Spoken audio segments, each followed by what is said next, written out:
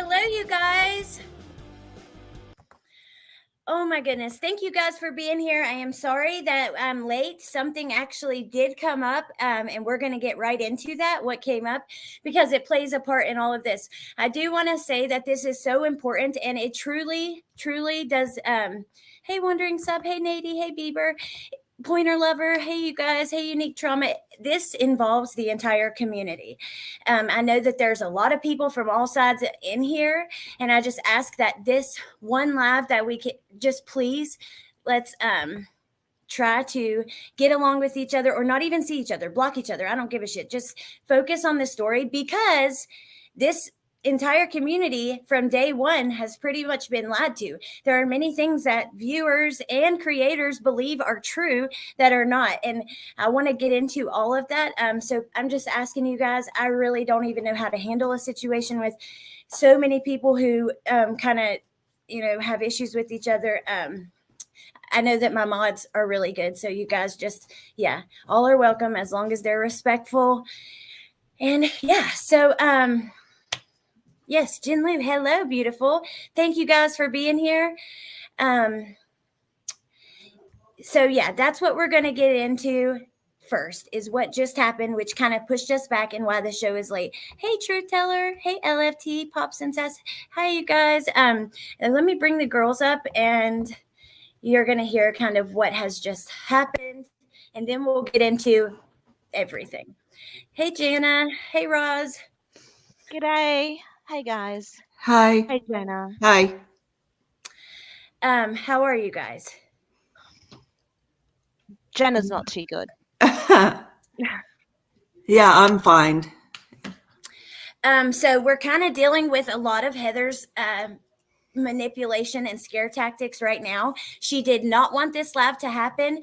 She has posted restraining orders and all kinds of things, which I don't know. I haven't been served. I don't know if it's valid or not. Regardless, I have not done anything illegal. I try to conduct myself with respect for not only myself, but you guys too. And I really care about all of you guys. So I would not get on here and lie. I haven't bashed her. I haven't been harassing anyone.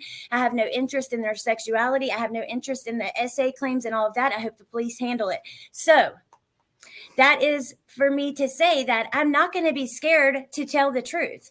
I know that you may not want it to come out.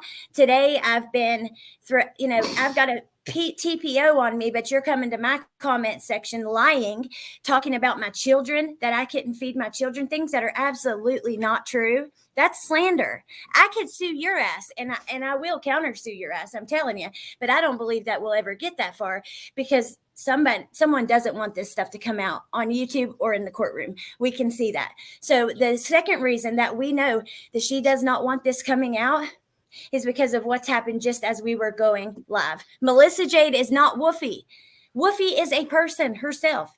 Woofy is a mod for Melissa Jade. Woofy and Melissa Jade have been on panel at the same time. Now, how the hell is that her alt when she's been on panel with her? Just ridiculous. So right before we go live, Jana, if you want to talk, you can go ahead, or I can. Are you? Okay? Yeah, I'll talk. Okay. Yeah, I wanted to address Heather, you, because I know you're here.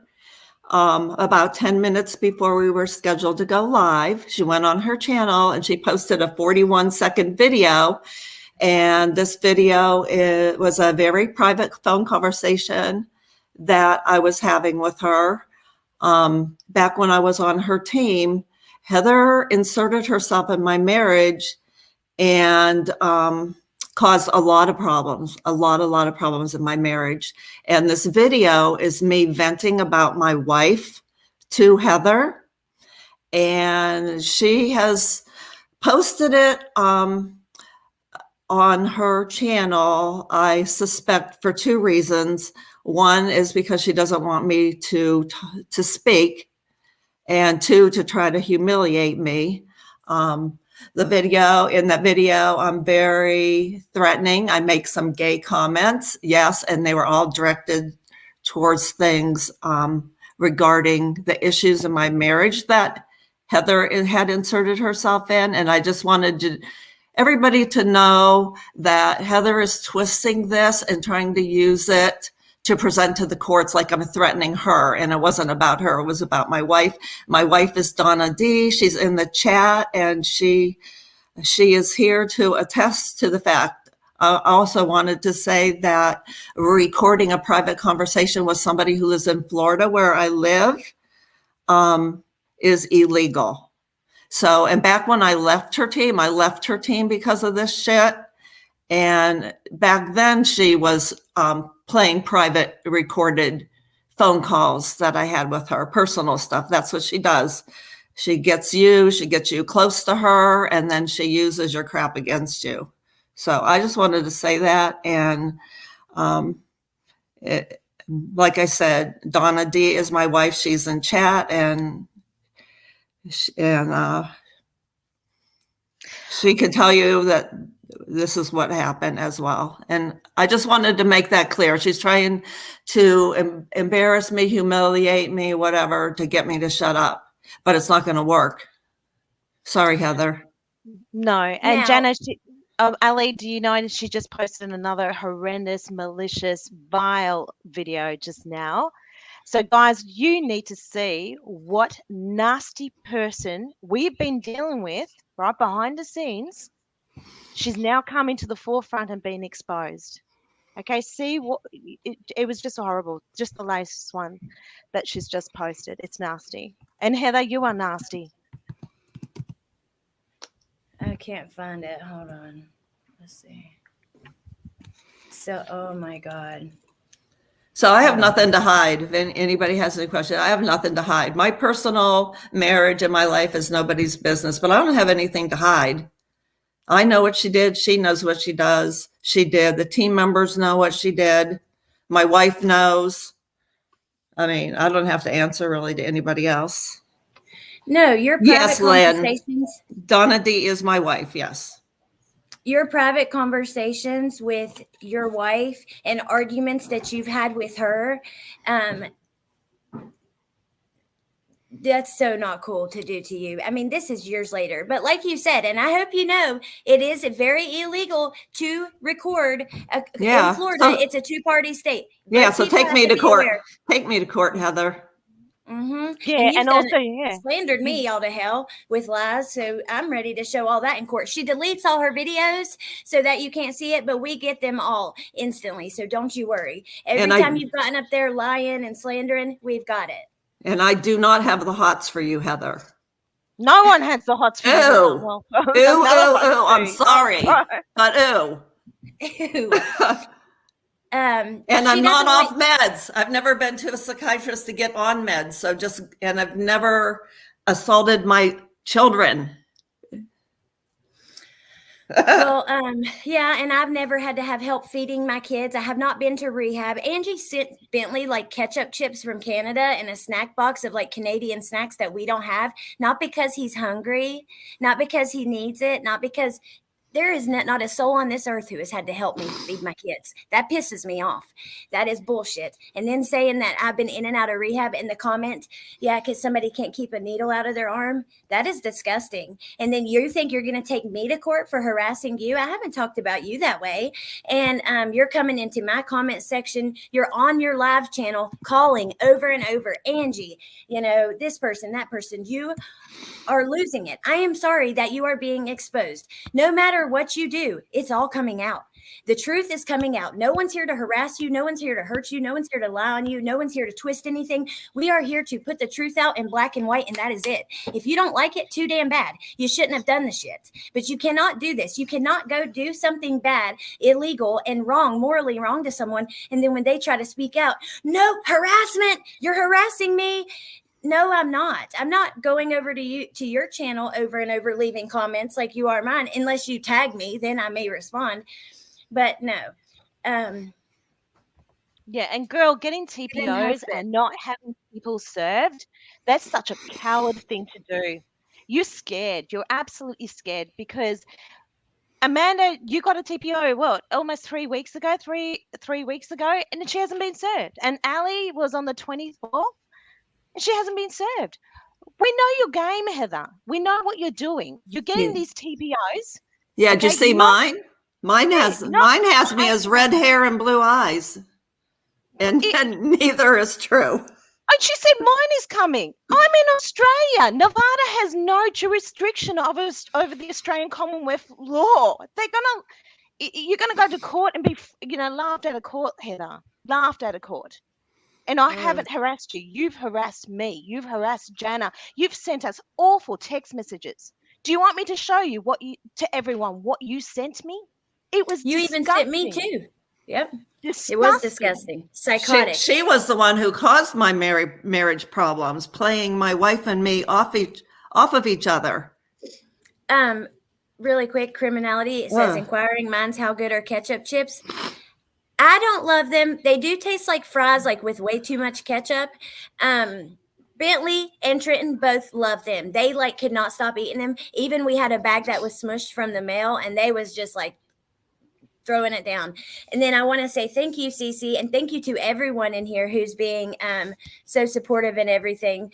Tia, I love you guys, you and LFT so much. But here's a super chat, and I appreciate the super chat, and any that I missed, I appreciate it all so much. But hidden husband, new here. The only way I can get the truth is to come on here.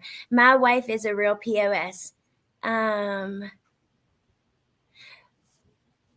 Midge was asking a question if Heather's British. Guys, I'm Australian. So Heather's definitely American. So she lives in, David hasn't been served either. No one's been served. So it's a coward's act. She goes to the courts, that's if she does, because we rang the courts. They can't find the case numbers. So, and they most definitely have said you can't serve a TPO on an Aussie girl. So I don't know where you're going on for that, Heather, because if you actually fake something in my name, guess where it's going to go? Back to Clark County and tell them you're forging documents. You get that? Yeah. Thank you, Nicole, so much. Hey, Without Borders. Thank you, LFT. So I'm going to go ahead and start pulling up some of y'all's stuff. Is that okay? And we can just chat through it. And as we go, chat about whatever comes up too. Is that okay? Yeah. Yeah, absolutely. Okay. Jana, I am so sorry. And, anybody it's so wrong to try to scare people into silence. I just don't like that at all. I just think it's so gross. And it shows. This is like, as if we haven't seen enough. It's just part of the puzzle, right? Another piece that just fits right in. It makes sense, but it's just disgusting. Okay. So here we go. Now, we are going to show the entire script that you guys once knew from Mommy Ramblings, which was kind of put out at the time as if it was like a script that multiple creators were in on, kind of acting off of. I don't know if anyone else was in on this. All I know is that these girls are the first people who ever laid eyes on the script, and they watched it come together as Heather would have her phone calls with Chris. Okay. Now, this is some really disturbing shit, especially knowing that she was not having these phone calls. So I just want to be clear, you guys, about that. So trigger warning. Okay, let's see. Oh, thank you, Pastor Mill. Thank you so much. I so appreciate that. Can you see the screen, Jana? Yeah. Everybody focus on the topic.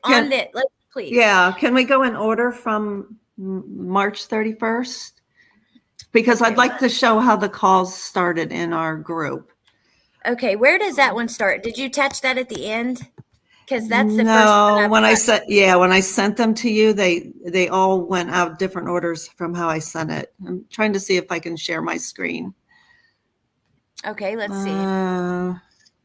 Let me know when people Irvin's asking a question. Hey, Irvin, I think at the end of this, we're going to have an open panel so everyone can come up and ask the questions. Yes. And yes, she passed the script off as if this was what Chris was saying. So, and the girls will tell you, but I think that she told that it was her notes so she wouldn't forget all the things that he had told her. And he goes into what happened that night and everything. So it's, did you get it to share your screen? I can see the dates now. I think it sent it backwards. Well, I see 331. Okay. Did that work? Hold on. Yep. There we go. You can see that? Yep. Okay, this was March 31st, and I just wanted to start by saying, in our Team Unmurdered, I shared my theory. I had wrote a very detailed, long theory and put it up on a web page, and I shared that with the group. And you can see Heather is saying that she's going to read that in depth. And the reason I'm talking about this is because I believe the script came a lot from my own personal theory, or the ideas behind it, you'll see as we go along. So. Tell me, I'm going through trying to find to slow the chat. I've tried to find this before and had issues when the chat gets big, but because I don't know where it's at. And Then, I'm not even on. Yeah. Oh yeah, I don't have to switch anything. You're doing it, so. Yeah, this was my first time doing this, so just bear with me here. Jana's a lot better than me with the IT stuff. No, I think you're better. Let's see.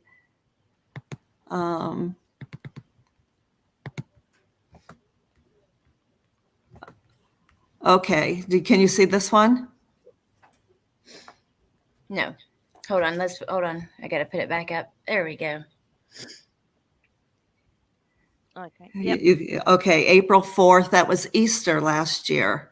Heather says, also, guess who just called to tell me happy Easter and to see if I'm still mad? And she said, called to tell me happy Easter and to see if I'm still upset. So that was like the first time Heather brought up that Chris was calling her in our little group. And this is before the official script started. Oh, okay. And then I'm going to share what else she said.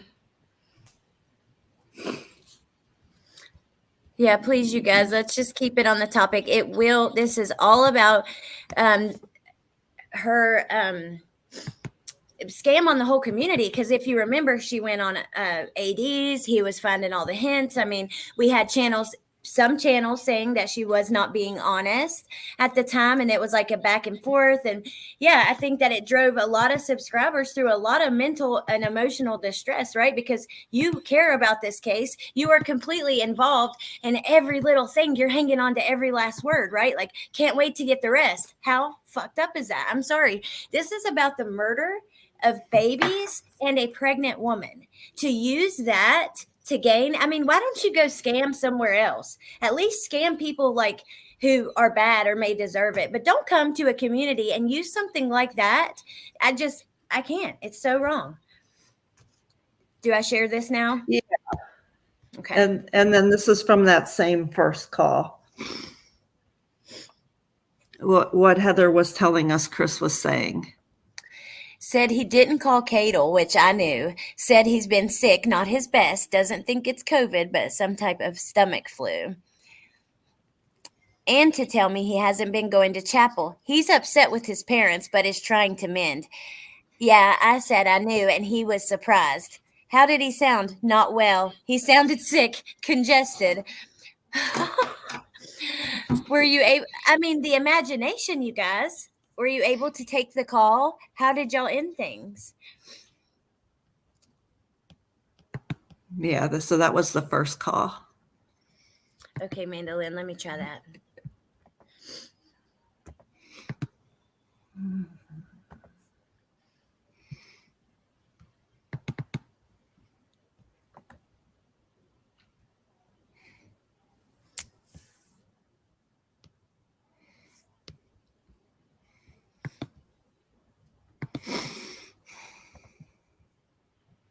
Live chat, anyone, members, subscribers, message delay. I found it, you guys. Yay. Slow mode. I'll just do like 15 seconds or something. I can't stand when it's too long. That is so annoying when you're trying to get, and it keeps like, it just deletes your comment.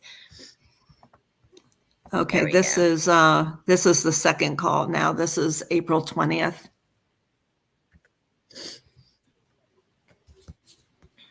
On the phone with Chris, as an FYI. He's talking about NK. He's heard from her. He's positive. And she's in love with him and believe he's her soulmate. He doesn't know how he feels about her other than she made him feel like no one has before. Wow. And he reflected a lot last night about her and the whirlwind romance. I mean, really getting you guys interested in the tea. Right. And she's on the call with him while she's talking to us in the chat at the same time. She deleted a lot of the prior chat because of someone leaving. Yeah. So Jenna's went in and gone and investigated, good girl, and grabbed those. Oh my gosh, it took a long Whoa. time. So And by the way, she threatened that ex-mod too. Okay. And she sent her nasty text messages and threatened to go to her work. The same things that she's doing to us right now. Yeah, Melissa did a good job breaking that down. 15 seconds is fine. Okay, good. Hey, Melissa, Michelle. you're awesome. You're awesome yesterday. Your live was fantastic. You're a great storyteller. I love it. Yeah, Love the your girls voice. loved it, Melissa. They thought, even Roz was like, "Is she Italian? I can." Italian women are feisty. Yeah, it's because I'm Italian. So I went, is she Italian? And she goes, yes, she's Italian. I go, I can tell. It's one of us. okay, this is the second. This is still that same call when she's on the phone with Chris while talking to us. Wow, how could she be in love with him after what he did? She's just saying that so he doesn't turn her in if it's true. Exactly. Right. Tell him I think he's sexy. He is telling me to find the Ray connection and things, and that Troy flashes back into his mind. You think Chris is sexy? Okay. Hey, holy cow.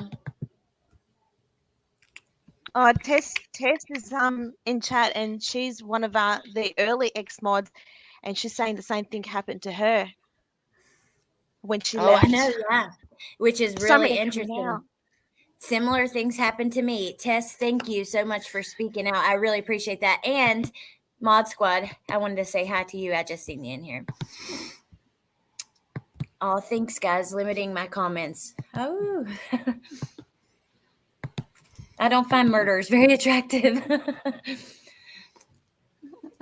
That's like a whole thing. I Okay. did a video on it once before. It's like a lot of women are attracted to hey Jess, are attracted to murderers and stuff. Said, yes, he's sexy when he was first arrested. I just told Chris because I was laughing. He told me to mail him your picture. Tell him thank you. We can send him one. He says he is writing confessional devotions. What is that? I don't know.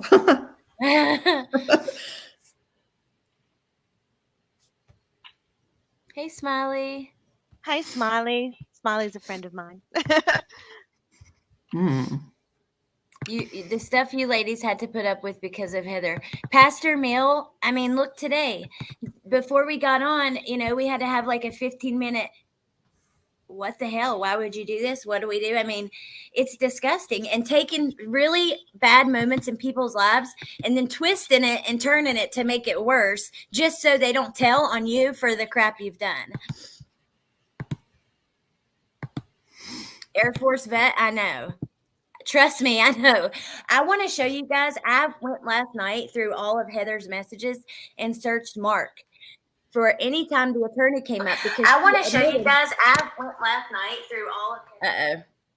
Is that me? That's it. No, sorry Yeah. about that. I got it. Yeah, Okay. that's okay.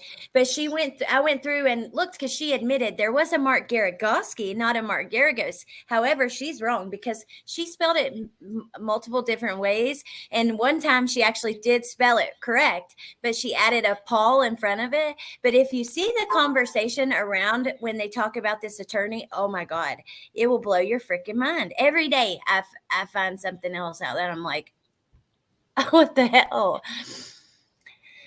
Okay, he did it. We did it again, my love. You're talking to Chris right now. Same meaning, just different words. We rock. If so, record. Yeah, record a clip. I don't have recording app. I usually record Bluetooth off car.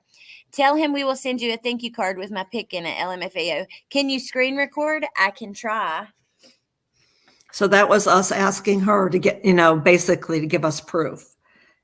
She was talking. We believed her, but we still wanted to hear it for ourselves, but that never happened. You were just trying to get just a clip just to hear his voice. Yeah, because we were more interested in hearing his voice. It wasn't so much like we prove it to us, because we all believed her. Hello, Christine G. Does it impersonating any attorney to get money is illegal? It doesn't matter who the attorney is, even if you're impersonating a make-believe attorney. Donna, I want to say hi to you, honey, and I'm so sorry for what Heather's putting you and Jana through. It's absolutely disgusting. It shows her maturity level, and I think the majority of people here are normal people, can see the abnormal behavior and just the vile, disgusting things that she's been saying, even towards Ali, who's the nicest, kindest person you'd ever meet, and she's just presenting facts. And that's what we're doing today. We're not bullying, we're not harassing, we're presenting facts to expose what we have seen and known for a year. We have seen this behind the scenes, and we're not going to keep silent. So, Heather, you can stuff your fake TPOs because it's just not going to work. Tia, I don't know the penalty. I do know, though, that it is. I found one of the codes that one law she would have broken about just false pretenses in general. Getting money in Vegas under false pretenses is illegal in general, but there's probably several that she did, and I'm not sure of all the details. It's a felony. It's either 3 or 5 years. I'm not sure which. You can look it up, to impersonate somebody in order to obtain for monetary gain. It doesn't matter if the other person agrees to it or not. Because they don't know. Okay, this is pretty gross. Tell him to call back tonight, then have a recording thing ready and call me. He says NK is bringing back memories of that night to him, and that Jim should be seeing too. And then I'm sure we'd all talk to him. 7-way call, LOL. Ha. Okay, he's emotional. He said Cece came to him last night. She was looking for snack bars and milk and hugging her doggy toy. Yeah, and this is still before the script. This is April 20th, and the script begins April 26th. So this was before she started taking notes.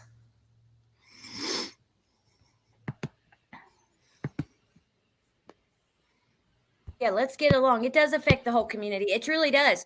This is something that, think about it. If Watts is what, you came to YouTube for, and you were as invested as, I was, I know you guys were.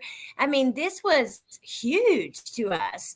And it just shows you, creator using a platform that she got from her relationship with Chris, who comes on, I'm going to share our letters and my experience, and then takes that platform, finds people to take advantage of, get money from, all that stuff. That is not okay. That has to be addressed. It has to. It's not harassment. We're not making this up. I don't want anybody to go harass her. Please do not do that. And the fact she's actually... Oh, thank you, Tammy. Welcome. She's causing pain even to the Watts and the Ruzek family as well by coming up with these things, saying these things. The things that she wrote in the notes was meant to be distributed and exposed on YouTube. And can you imagine being Chris Watts' family, who are innocent in this, and the Ruzek's family, who are the victims in this, having to listen to this and suffer with the rubbish that you're going to see how bad this gets. And after Jana left, it got worse. It really was barbaric.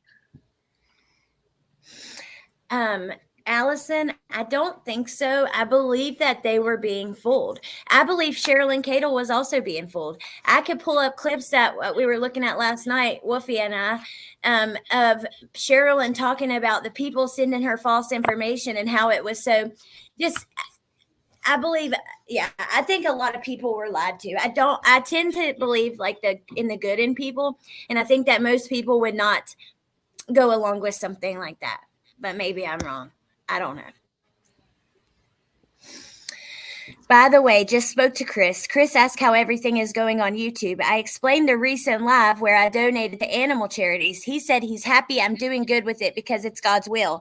Then he told me he's in love with someone. He wouldn't give me the name, but is conflicted because he feels it's selfish for him to love someone, being that he is behind bars probably for life. This is someone who he has written for about a year to a year and a half. He said his sister and him are doing good. However, there's some tension with his mother.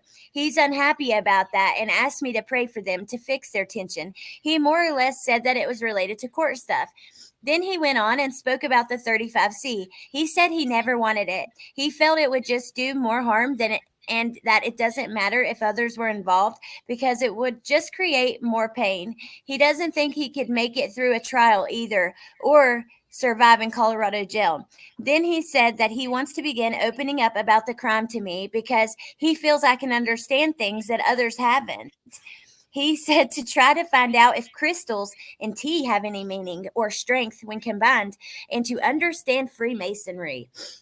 I told him one of my mods thought he was sexy and impressed with his physique. Hold on. I got to get super close. And impressed with his physique. He said, send a photo, and I said, I will. He said Anna has been harassing him. He's annoyed with her because she's a user. He said he will try to write David and is glad David is open about his knowledge. And then he ended it by saying he thinks he was possessed. Holy moly. What were you guys thinking? I believed her at the time. I believed. I have to say, I probably was the only one who hated Chris Watts in the team. Like, I really hated him. And I think Jenna can attest to that. I hated him. I hated him. I said I thought he was awful, and I thought he was lying to Heather. But I actually believed Heather. I believed Heather was talking to him, but I was the only one in the team when I hate his guts, mate. Yeah. He deserves to be where he wants to be. Like, he deserves it. And I'm quite open about that. I didn't like the guy. Never liked him. I actually only befriended Heather because I felt so bad for her when she was picked on for her looks when the camera slip happened with AD, and I was picked on as a kid, and my heart went out. I always go for the underdog, and I always tell my kids always to look out, with people who are a bit different and be kind to them. And I was just like, this poor girl, she's being picked on horrendously. So I reached out to her and I said, look, I like you, I support you, I felt sorry for you. That was my only reason. I became part of the team, not because of Chris. I had no fascination with Chris Watts at all. It's just I felt sorry for Heather. Yeah.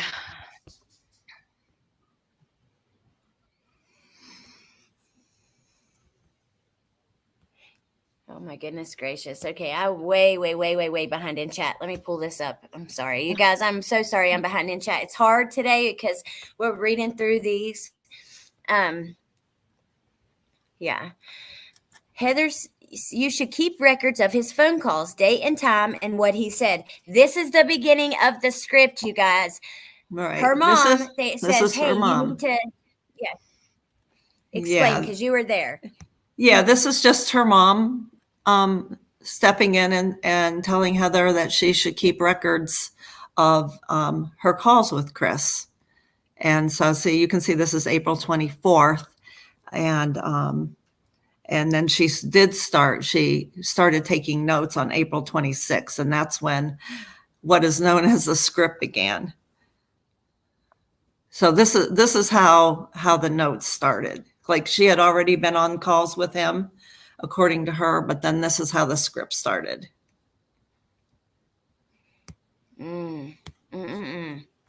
Okay, so what? Let's see. Am I going to the email now, or are you going to pull up the script? Well, let's see. Let's see if there's anything else. Yeah, I have. There was another call before the script started that it's not in the script, so that's up to everybody if they want to see all those, because I don't want to take too much time. Yeah, there was a fourth call, and then there was a fifth call, and then the script started. I can just go to that one where the script started. Okay, let's do that. I keep pulling up comments Okay. and accidentally pulling them down. Yeah. Oh, let's see.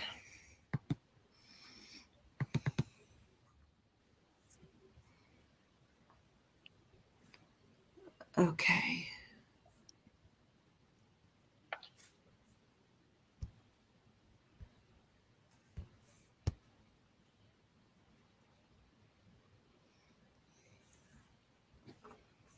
Okay, here it is.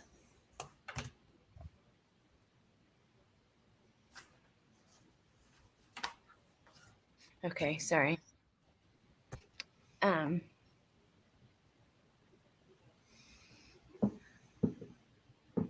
Okay. One public video out now.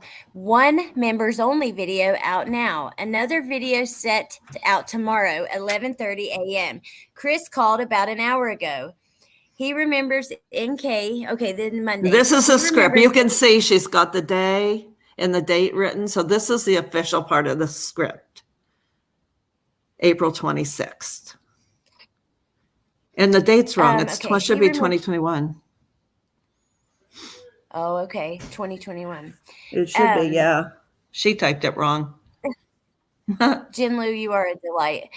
Okay, he remembers NK telling him that it was his family or her, not both, just a few days before he left for NC. He opened up fully about it to his sister. Jamie was mad because Chris hadn't been happy in a long time. She wanted him to be happy and expressed that Chris could have a better life with NK. A few nights before the murders, he remembers talking with NK. She gave ideas of ways that he could get rid of his family. He is having trouble remembering the ways she said. She wasn't supposed to be at his work the last time he worked before the murders, and she made a big stink and they had a huge fight. The fight was over who Chris loved and wanted.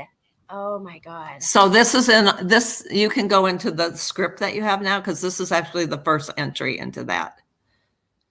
I just cut it off here to show how in our chat the script began with her team. But that's actually the first entry Okay, of hold this. on just 1 second. Hold on 1 sec, Bentley, and they just came in. I gotta get just 1 sec. You guys chat for just a second.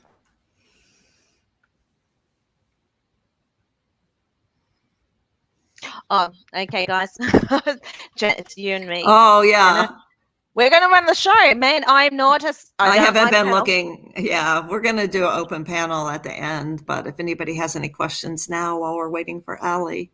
We're not afraid to answer questions, guys. We encourage you to, even if you want to scrutinize us. And unlike some people who, cut off their comments or hide their comments, we've actually said with Ali, we wanted an open panel so you guys can ask questions, because it is quite confusing. But we do believe in transparency. So, yes, unlike some people, right? Everybody's still talking about ketchup chips. I've never heard of them. I don't even know what they are. I'm in Australia, mate, guys. We have Vegemite here. And you guys are going to go, oh, Vegemite. It's actually quite nice if you have it with a little bit of butter. Come on. Anyone in the chat is an Aussie? Shout out for Vegemite. Come on. Vegemite on toast with avocado. Yum. Yeah, someone definitely wants to shut us up here. Yeah. Hi, Donna. I love you too. Yes, that was a Donna. bad time. It was a bad time last year. Heather was quite nasty. Yeah, Nicky Rex is going Vegemite. Yeah, that's my girl. Vegemite on toast with avocado. It's my favorite. Oh, Kitty Witty, you too. A few Aussies in here. Go Aussie, Aussie, oi, oi, oi. Come on.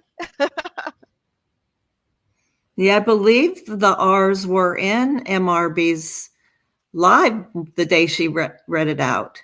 Yeah. There and was one problem I noticed in that live. MRB added her own words to the script. Oh, hey, It Amber wasn't Alert. total, it wasn't all truthful. Well, it was truthful, but she added some stuff to it that wasn't really in it. I just wanted to Oh, throw that out there. she also didn't say some stuff because it was it was too graphic. I just want to shout out to my girl Amber. My girl Amber's alert. She got dragged into this too as well. When Heather found out that Cher was going to do a live, she automatically assumed that I spoke to Amber, who's friends with Cher, and Amber spoke to Cher. She got it completely wrong. I had nothing to do with it. Don't appreciate you dragging my friend into this, Heather, and making these stories up. It wasn't Amber. No, you know, it was Ali who did that. So there you go. Get your story straight, girl. I love you too, Amber. We've been friends from the start. We went through a lot of stuff together. Okay, I am back. You're I am back. walking outside. Yes, many things happened at one time. I had to get the kids a drink, and it's just, a whole thing. So I want to come outside. Okay, ready for whenever you're ready. Sorry about that, y'all. Yeah. Okay. Yeah, you have, if you want to show the script. Okay, I'll just pull it out of email then, okay? Yeah. Is that okay? Yes. Okay. Yes. Perfect. The full script. Woo! Yeah, it's long. It is very long. There's a lot to it. The joys of motherhood. It is 24/7. Oh my gosh, Bentley was sick in the middle of the night. It's like 28. It's like 28:10. Really, that makes no sense, but you know what I'm saying. Thank you, Callie. Yeah. Okay, ready? Chris Watts phone call notes. So we started there, right? We already kind of read. Yeah, that one, that was just part of the first day. Yeah, can we just warn Okay. everyone? It really is. There's a lot of graphic content in there, so just be forewarned. It's quite disturbing. Yeah, Yes, it would and take a sorry, long you time guys, to go there is so through much it. to it. We'll just kind of breeze through it, but Yeah. or we can do a part 2 or do whatever we need to do. Or we could play breeze by through ear. it and they can do a replay and just pause, to read. Yeah, there you go. Okay, so on this day, he talks about NK, and she gave ideas. He says he remembers talking to NK. She given him ideas of how he could get rid of his family. We already heard that. She wasn't supposed to be at his work the last time he worked before the murders, and she made a big stink. They had a huge fight. Chris thinks his dad is going after the 35C, possibly with no YouTube person. Chris believes he would be found guilty, but not of murder if a trial happened. He doesn't know why he lies to police or FBI or even to Cadle. Felt like he was giving people the info they wanted to hear. He's having bad memories. His kids are haunted. The drive there has been haunting them, bad memories about the kids. He believes the Freemasons are to blame as to why the truth isn't out there. Do you guys remember all the rumors around that? I mean, this certainly did not help. He's doing very good. He's back in chapel service, very stressed out and worried about the Chrissy going on TV. Cadle was going to be on that. We went over that on my channel, actually. He believes the tea he drank was devil's breath, and he had to go so he could call mom. So then we have Wednesday. Let's see. Ask how YouTube was doing, what I was focusing on, and how people were receiving it. I explained the book series. He said he got used hard by that book from Cadle, who lied and manipulated him. Chris explained how she dipped him and is always wanting to have him give more info because she promises this time she really will publish his testimony. Says mom dislikes Cadle very much. We spoke about dark things. I was having that on my mind as I just recorded chapter 3 and 4 of the series. And he said there are indeed things he will take to his grave because he's so ashamed and bothered by what happened. He did open up and said Jim was present for a lot of the dark things. He says all of NK's friends were very dark, and the stuff he learned and experienced haunts him still. He thinks that could be the reason this happened, and he feels Jim got away with a lot. He is not elaborating at this time because he needs to think about how he can explain it. He says that Dylan and Christy know so much because he opened up to Dylan. His prayers are reaching him. Clarity is happening, and he's writing it all down. He wants to share more when he can, and he's excited for the letter and seeing the team. You guys, I mean, it's so much of the way she kind of brings you guys into it too, like to get you excited and keep you interested. He remembers everyone was alive when they left the house. He said he has vivid memories of using his cell phone a lot and talking to a few people while at Survey. Specifically says that the Battery lyrics came about from someone who was with him, and they were looking it up together because of the message in the song. He also likes the song a lot. Play some other songs he's been listening to. He thought if Shanann, because of some bread that Chow Hole had, and it made him think of how she loved cooking. He's been depressed, and he's wondering what life would be like if this didn't happen, what his little boy would look like. I mean, this is fucking sick. He says he wishes he was a father and finds it disturbing when people say the baby wasn't his. He says God works in mysterious ways and that maybe Nico was meant to be a way to save their love, marriage, and family. That's why Shanann got pregnant so fast. He just heard rumors of people saying Shanann cheated and Nico wasn't his. He wonders if it's true her flight was delayed that night. He said Anna was trying to get back with him, and a huge mistake was that his blood was never tested for drugs in his system. He will think about talking with others. He has a hard time trusting, and he's trying to open up. He says he trusts me because I'm not motivated by greed, and I'm doing good by speaking the truth. There you go, Heather. That's the fucking line of the week. I cannot, you guys. She wrote all of this. This was like daily. She would add more and more. Right, you guys? Like as she would have these phone calls. Oh, yeah. 3 to 4 times a day. And then she would say stuff outside of these notes too. Mm-hmm. Like I would love to share one right now if I could, Allie.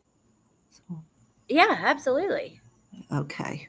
You can pull it up on your, like if you want to do the screen, and I'll just click over to it when it comes up. Okay. All right. Freemasons, and NK was the devil worshiper because she was doing yoga. Well, she did have that like that picture with the stone up to the you guys remember, up to the sky, like she talked to her grandmother through it.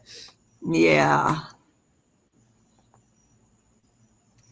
I can get to my messages in a minute, Amanda. It'll take me a second. Here she says, I don't know. I think you read it if you want. I just read it I didn't figure it out. This is just something that wasn't part of the script or the notes, but she's talking to us about the conversation. But the line down sounded very sincere. And when talking about Bella and throwing up, he almost cried. He was saying he was a terrible dad and should have stopped them and was on the verge of crying. This one really got to me. Oh man, I think really he's got being to truthful. me. And no likes or promise or oh my God, talking about Bella and throwing up. Oh. Mm-hmm. And he should have stopped them. So here she's continuing that Chris wasn't the one who did it too. And this is all Heather making it all up. And the thing is, guys, you got to understand as mods and as a friend to Heather, it's like I've said this before, when you're in a cult, you believe everything, and you believe the leader, you listen to them, and you don't question it because it's that mindset, right? It's only, I believed her right up till when I leaked the script to MRB because I thought Chris was lying to my friend. I never thought that Heather was lying to me. And to find out, and then afterwards being kicked out was the best thing that could have happened to me, and call the FBI. And they told me, your friend is the one that's lying. And I went, no, she really talks. They go, no, she doesn't talk to him. And we're going to check with Dodge, and we will check the phone records. These phone calls never happened. So, and then afterwards I went, holy crap. And Amber can attest to this because she's in the chat. I thought, I'm such a freaking idiot. I was so fooled. And that's when the anger kicked in against Heather. I was really upset with her. I can't imagine how you must Yeah. have felt like being played like that. Amber, I'm so happy you're here too. It's so good to see you guys. Okay, let's add this. Yeah, if you can show what I've got up, because I want to let people know it wasn't only Chris Watts. Let's see, who is this? I never wait. Luke Magnotta. Luca from Dog Magnetta. Talk. Who knows who this is? I've Luca heard of that, but I don't Magnotta. know. He's a Canadian murderer, and he dismembered somebody and sent the body parts to political parties and elementary schools. There was what was it, Netflix or something? There was a show out on him, Don't F with Cats. I'm sure some of the people in Yeah. chat know. Yeah, Woofy knows. Don't F with cats. A really disgusting Canadian murderer. Yeah, dismembered body parts and mailed them out. Oh, thank you, that Michelle. I so appreciate that. Thank you, Alex, Jana, and Roz, for exposing all of this. Thank you, Robert. I've been waiting for you. I had been waiting for Robert for you to comment because you said you emailed me. I think you may have maybe misspelled the email or something. So I reposted it in the chat. It's rip your heart out and die, DYE, like tie dye. So just double check you got the spelling right, because I did not receive one from you. Okay, I'm put this back on. Yeah, there's a second part of this. Just I want to show real quick. Oh, okay, that's fine. Okay, yeah, it's the letter with Luca Magnotta or whatever writing to Heather. Ooh. So I can't wow. attest to whether this is true or not. I'm just saying. I'm just saying that she had interests in other murderers outside of Chris Watts as well. Wow. See, she told, thank you, polite scumbag. When I was with Sherilyn, I remember her telling Sherilyn that she studied forensics under Dr. Frank. What's his name? He's like an Asian guy who's very, very popular. He testified in O.J. Simpson's trial and many other trials. Frank Wu or something. What's his name? Then it changed to she studied forensics from someone who learned from him. It wasn't him. It was someone he taught. And the story would change. And like I said, Sherilyn would give me things that Heather gave her. She said, now this is allegedly, because I don't know for sure, that she said we're from Heather and they would be wrong. Here from Melissa Jade's advertisement. Good info. Thank you. Thank you so much. And when we saw this, Jana and I said straight away, we said, all right, she's starting another scam. And that's why we're picking up. We went, no, you're not going to start another scam. You're not going to do this to the community again. You're not going to get away with it. Yeah. Thank you guys for the super chats. And yes, Cadel is doing something with him. Yes, I remember her talking about that. She was like, she was writing with him. Wait, can you show that again, Jana? Did it have Heather's name on it? Yeah, it did, but I crossed out the address. But okay, yeah, but I'll pull it up again. Well, that's just the first name. So I was curious because I know that Sherilyn was writing that guy too. That's right. Callie's right. Do you want to see it again? No, that's okay. Okay. Unacceptable. I have the biggest crush on Dr. Lee. Yes, unacceptable. That's what this is so wrong. So many levels. Well, I found out some more interesting stuff. I can't speak on it just yet because, when you use Truth Finder, been verified, things like that, you agree to not use that information. But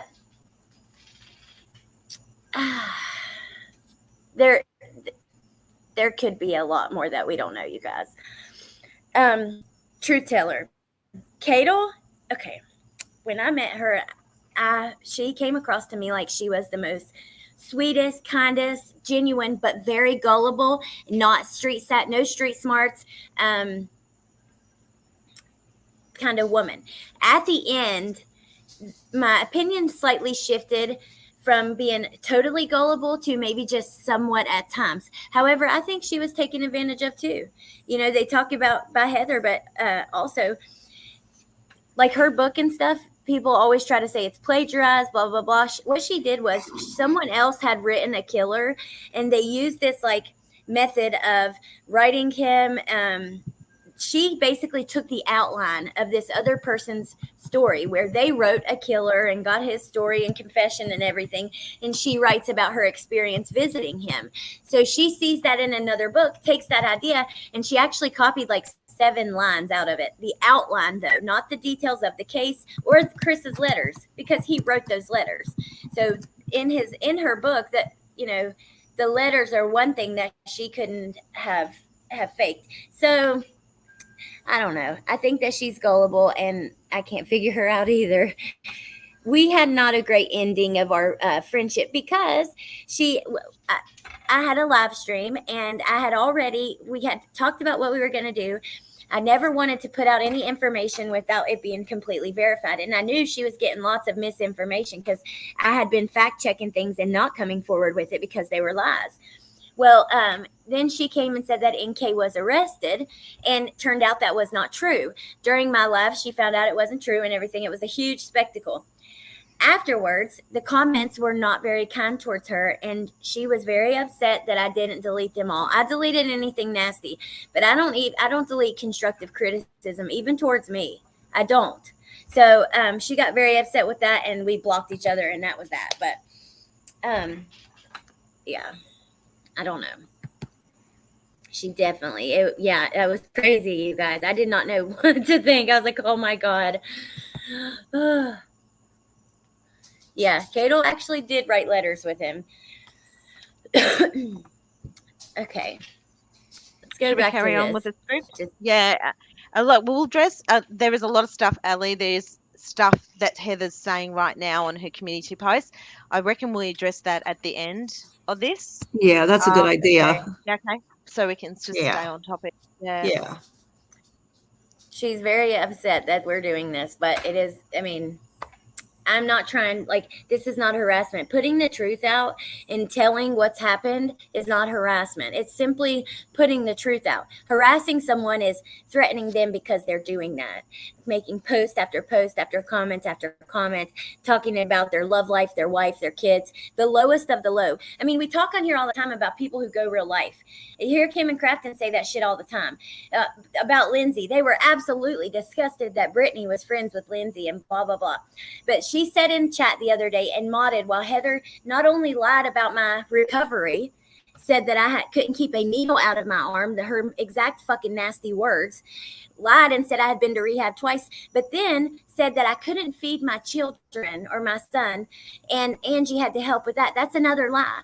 And she just sat there like it was nothing. That's real life. You are bringing my kids and my recovery up because I'm simply showing what's happened. That is harassment. I'm sorry. That's disgusting. Well, it's blackmail. It's blackmail. If you talk about me, I'm going to say this. Go ahead and say it, Heather. Yeah. No, you've lost credibility on this platform. You're trying to intimidate us. It's not going to work. It is not. We've had people emailing us saying all the stuff that you've done. You threatened a PPO on another lady as well about a year ago because she was exposing you and she found out you lied. Stop it, Heather. Stop it. You're making yourself look bad. All the stuff that you're posting right now, read Jana, and I'm sure mine's coming too. But Yeah, it's all illegal, those private phone conversations. So go post them all, Heather. her bullying tactic. We're not even going Yeah. that low. We're not picking on you or your looks or anything like that. We're not going there. We're just exposing what the lies you've said. And you know you've lied. You know it.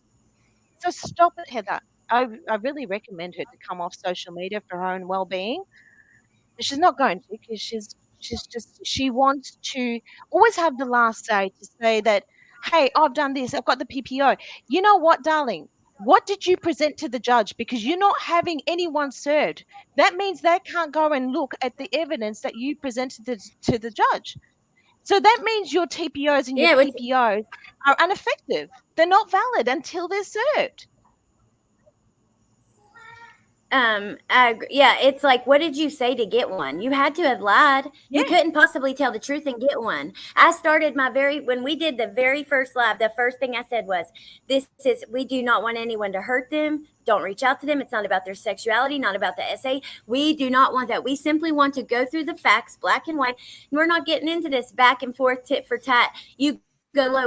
You brought up my kids and my addiction, and guess what? I'm not going to bring up any of that shit about you, because I'm fucking better than that. I know I am. I'll just keep showing you the truth, and that'll be good enough. Okay. Okay, let's you go back guys. to the script. Factor undisputed. Yeah. Okay. Okay. Oh, here we go. I asked about the 111-minute phone call. He says that it was NK's idea for an alibi and that she didn't talk on the phone. Says she was on her way to the house. He says he's trying to out everything together, and he knows that the basement was important. Very glad I'm doing a series on Cato's books, and asked me to say why people don't question her more. If she lies so much, like he's heard from others, why is she so believed, and why do people support her? He goes on to state that he had heard in her new book she included the letters. He says she didn't put in several letters because he had her letters, the ones he replied to, marked down. He says no one figures it out or asks her more about it because she is the evil one. Cato is the evil one. He says he just wants people to know the truth and wishes he knew the truth too. Wants to know if the team thinks he's guilty and provide feedback. He heard bullet shots near the house and wondered if it could have been a warning shot. He wants to know what the house looks like now. Says he feels empty and cold inside. Wishes he had friends and a normal life. Many regrets and thinks something is wrong for him to still love Kate. Ask if that's normal. Ask if she and others could be put in time for their role. If he could remember it vividly, wonders what would happen, if anything. Craves a hot dog from Wiener Schnitzel. Misses iced tea. Also is gaining weight and makes him feel depressed. What the fuck? Oh my God. I asked who Shanann and said F you to, and he says it was NK, Jim, and someone else. He says that everyone was there before Shanann got home, and they were doing dark words and stuff like a prayer. He says that in police station, NK showed up and was there, but wasn't supposed to be there. And that's why the 111-minute phone call was an alibi. When asked if it's possible that they were taken anywhere other than Survey, he says yes and no. He says it's near or part of Survey. Claims not the kids, just Shanann. And he's trying to remember where and why. Then he mentions insurance money and Jim having a red car, thinks it's a Pontiac.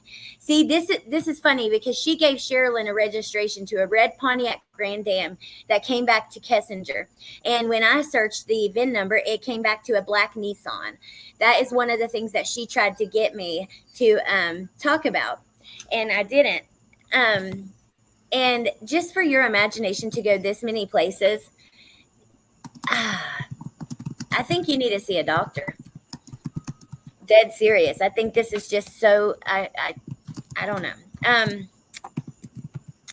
I'll keep reading a little bit and then I'll check on you guys in chat. Sorry, I cannot see the chat. And just please try to get along with each other. And I appreciate all of you being here and being kind. And, you know, even though you may see someone that you don't like or whatever, this is about the entire community. And my channel's always been a place for anybody and everybody, as long as we talk about true crime, because I'm not on here for all the other stuff. I don't want to hurt anybody. I don't want to be a part of hurting anybody. I don't even want to hurt Heather. I definitely don't want to hurt Miranda, you know. But okay, sorry you guys, I'm getting on a tangent.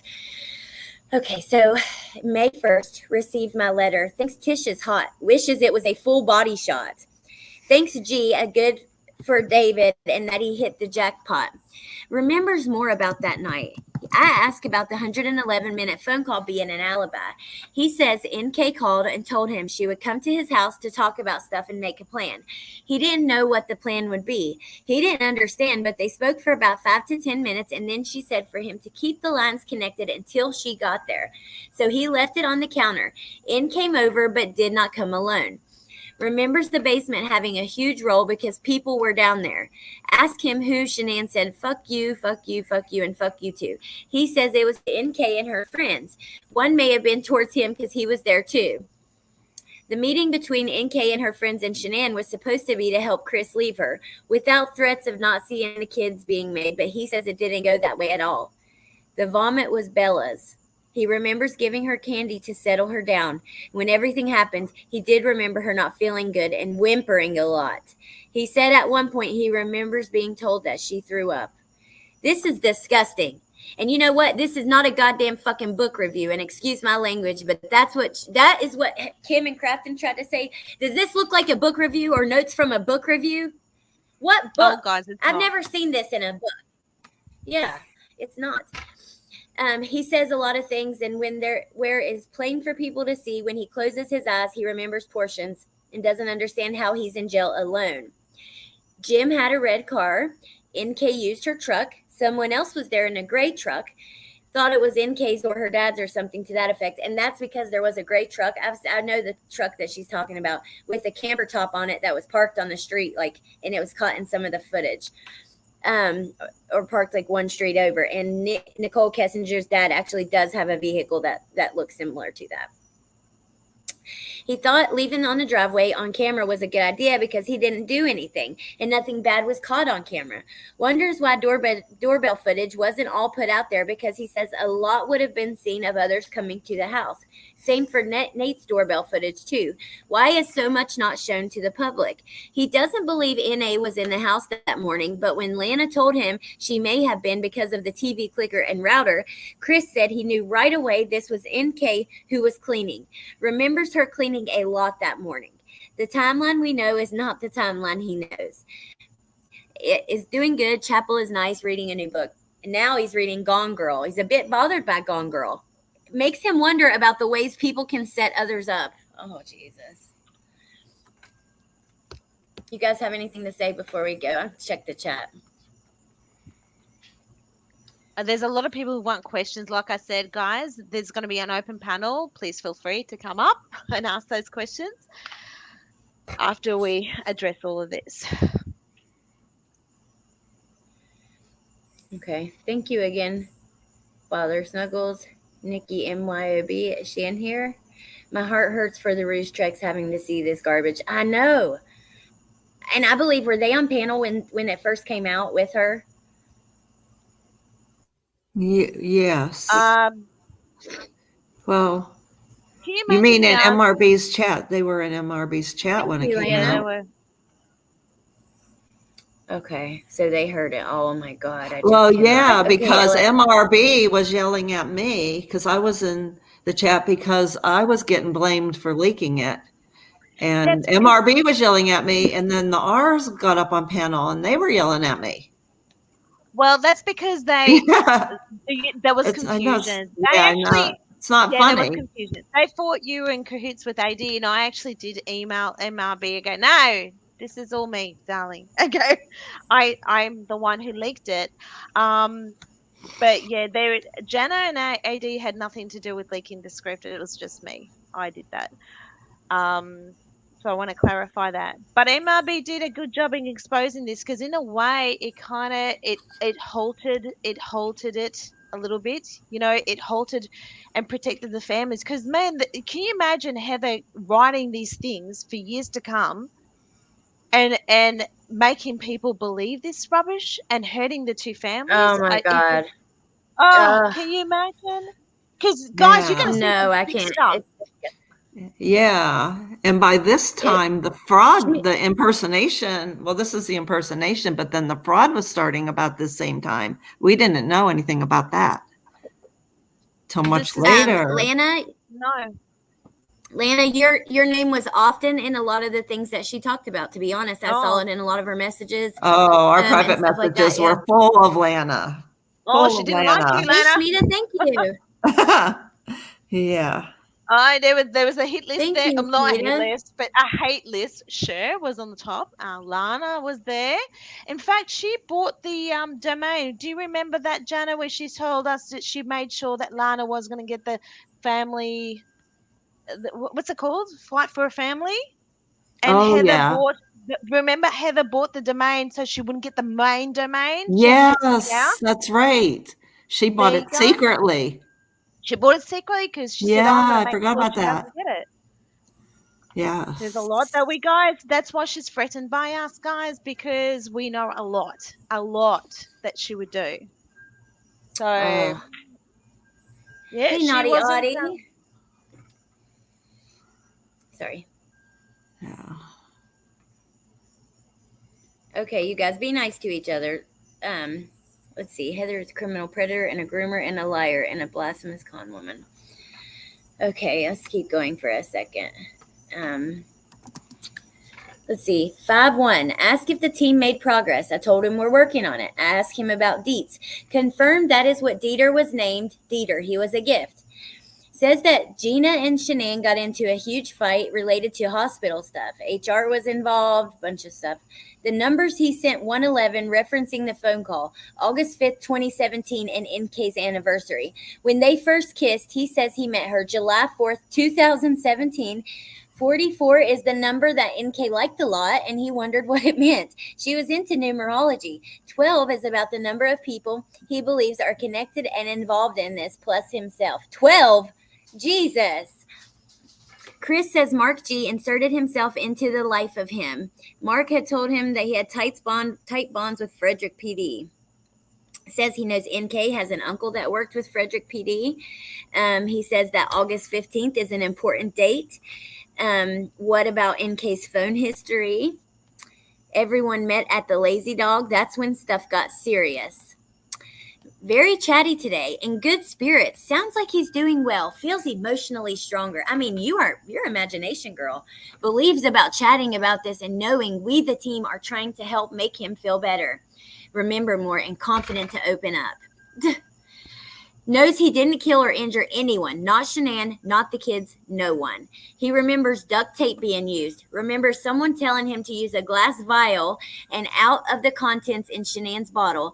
Gas cans. He says NK's friend gave the gas cans to them that morning. Wonders why they weren't investigated. They were in the house and they were surely seen on camera filling up the gas cans. Then ask about GPS. Why isn't it being shared? I asked him about Dirty South. He doesn't know a whole lot. It wasn't his business. He never knew how Shanann afforded her first house. The hard checks on backgrounds. Let's see. Chris says the desk was messy when NK and Jim were going through it. NK told Chris she thought Shanann has a people search printout on her. When he asked why, he said it had something to do with his sister's house. Let's see. Wants to ask team about Cody and any affairs NK had or may have had with him. Wonders about Cody's intent. Who is that? The cop? Coder? Who's he? Who is that? Cody. Oh, he was one of Chris's coworkers, I think, if I remember right. Okay. Okay. Yeah. I don't know if it was a nickname for that officer, Coder or whatever, but okay, let's see. Oh, here you are again. The dad was also at Anadarko and made a point that NK contact police. NK's dad is a very high-ranking Freemason. Describes a ring that NK told him about and how her dad went to a place in Boston for an initiation. Said the dad was very upset that something had happened there, and he ended up getting people kicked out and deranked. So people respect him. He believes that Peter was involved, says insurance money could have been a big motivator. I ask why the R family hates everyone so much. Chris says Frankie has issues for a long time, criminal issues. When Shanann died, they got a lot of money from donors. Frankie had bad connections and someone took something out on that place. Chris believes everyone died at different times. Says he never saw Nico. Says he heard the girls scream, Bella especially. Chris also says that Cece did have something wrong, and it is because the way Cece was so strong. Makes him cry. He cried, upset. Chris thinks there are more people that more people should have been questioned because a handful of NK's friends went out to survey often.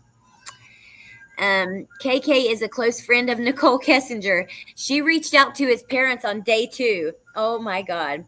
KK is a close friend of NK. She reached out to his parents on day 2 before bodies were found and told his mom, "We can help in the murder case." KK is still trying to talk with his mom daily. Lana is KK and NK's ex-girlfriend. Lana and NK were in a pic framed in Nicole Kessinger's house. They met at a bar, a place called Mirror Image. Lana was a stakeholder or had strong ties. Trent is another one who he later learned was friends with NK, KK, and Lana. Amanda was trying to thrive with Shanann's downline and said he learned a lot from NK. NK and Amanda knew each other from a clothing store. Amanda and Trent are friends. Says the name Save Robbie he knows because NK told him about Robbie. Robbie and NK used to hang out at Georgia Boys, also drug circle. Robbie knows Trent very well. What the fuck? Yep. She pops Save Robbie in there. There you go. Oh, guys. I feel like an idiot believing this stuff, but anyway. Oh. Yeah, 4 times he called her that day. 4 times. And meanwhile, privately in our chat, she's going urgent. You know, Chris called me, and I have all this changing information coming. Stay tuned, and that's what all this is. Yeah, I want to know how in the heck Chris knew about all these YouTube creators and what they were saying. You guys, it just gets weirder and weirder as you go on. Oh my God. Peach, you can take a screenshot and send it to him if you want. Okay, let's keep going. Oh my God, this is ridiculously insane. Okay, I asked how we can help him by helping him remember it all and for people to know that he didn't hurt his kids. The fact that she focuses on Bella crying and stuff. Oh my God, look at this. Oh, Jesus. Oh, it's bad. Okay. He asked where he was when Shanann got home, and he was by the window. NK and 2 others were in the chairs in the living room. He says that the guy was right at the door. Yes, Bella was in his truck because she kept saying, "I want to be with Daddy." So she went walking out and wouldn't listen to Nicole Kessinger. He remembers Nicole Kessinger smacked Cece. He says that made him angry, and he was very upset most of the drive there because she hit her so hard on the face. It made him see a new side of her. What the fuck? At night, he has flashbacks. One thing that triggers it is the wind blowing and rain. He feels he was drugged. He believes they were doing a few different drugs. He felt like a zombie driving to Survey. When he got to Survey, one guy came and got Bella. NK told him they would handle things. When he gave the porch interview, he said he was talking to the people there that day and night. He feels he could have saved them by exposing them then. One reason he begged for them just to come home. He says for me to rewatch the interview and remind him what he said, but he thought he remembers begging for them to come back.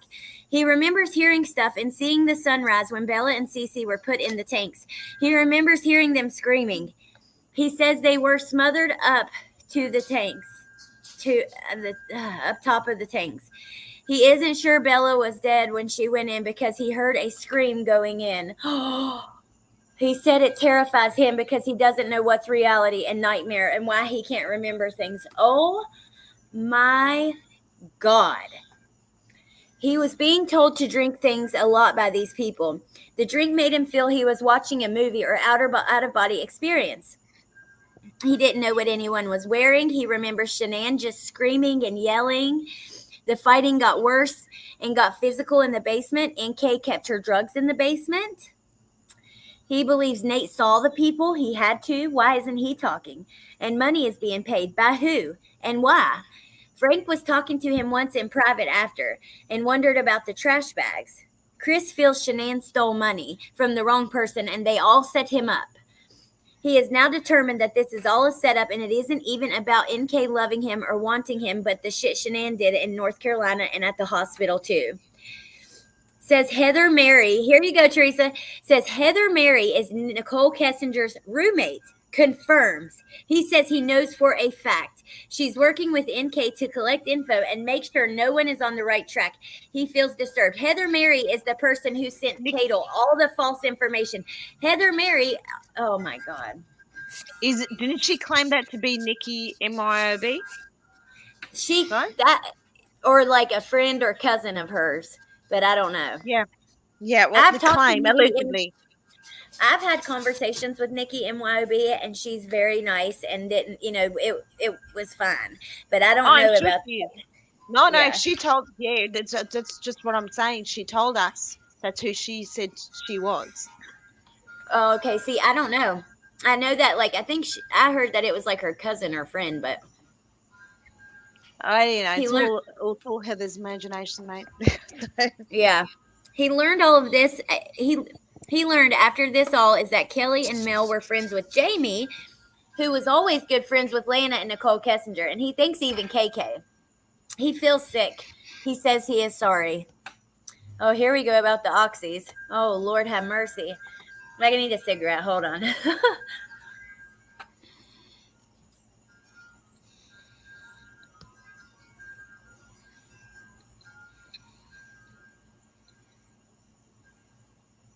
Hey, crazy mama. I swam the wrong damn way.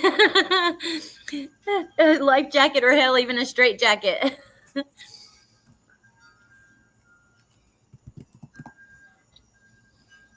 This is really crazy. Chime. The wind chimes are kind of nice touch to this. Yeah, I hear it too. It is. This is also elaborate and calculated. I'd say this ain't her first rodeo. Still better than Scribble's book. Didn't Nikki MYOB lie about being in Shanann's house? Ooh, I don't know. All right, let me see. Did she say she was a screenwriter or something? I don't remember. There's so many. She used to tell us. Heather told us that she was screenwriting and doing playwrights. Yeah, playwrights. She used to talk about playwrights. But who knows if that's true? I mean, she was studying forensic science too, and she was collecting money from Angie for lie detection classes. And that's right. I don't believe any of it personally. No. And do you guys know that the name Unmurdered comes from a playwright from Edith White? It's not. It's not authentic. It's not from her. So I didn't know that. Yeah, there is a screenplaywright, and she's called Edith White, and she has a playwright called Unmurdered, and her avatar or what she has on her website is very similar to what Heather has. Just putting that out there. Oh wow. Mm-hmm. So I think we should read through this one, and then what do you guys think about opening the panel? And then we've got a lot more. I know we do, but I'm worried. Are there any specifics that we should show? And then I'm wondering if we should do another one going through it, or a pre-recorded video or something, because there's so much, and it's been almost 2 hours. I don't want to keep you guys too long. What do you guys think? Hello, my Brittany. What does everyone vote? What does everyone want in chat? Do you want to go through the whole lot? Because see what everybody in the chat wants to do. Okay. Do you guys want me to read through it all, or just read through this and then put out like a pre-recorded video of the whole script, or do a part 2 and do an open panel? Because I don't want to keep you guys too long.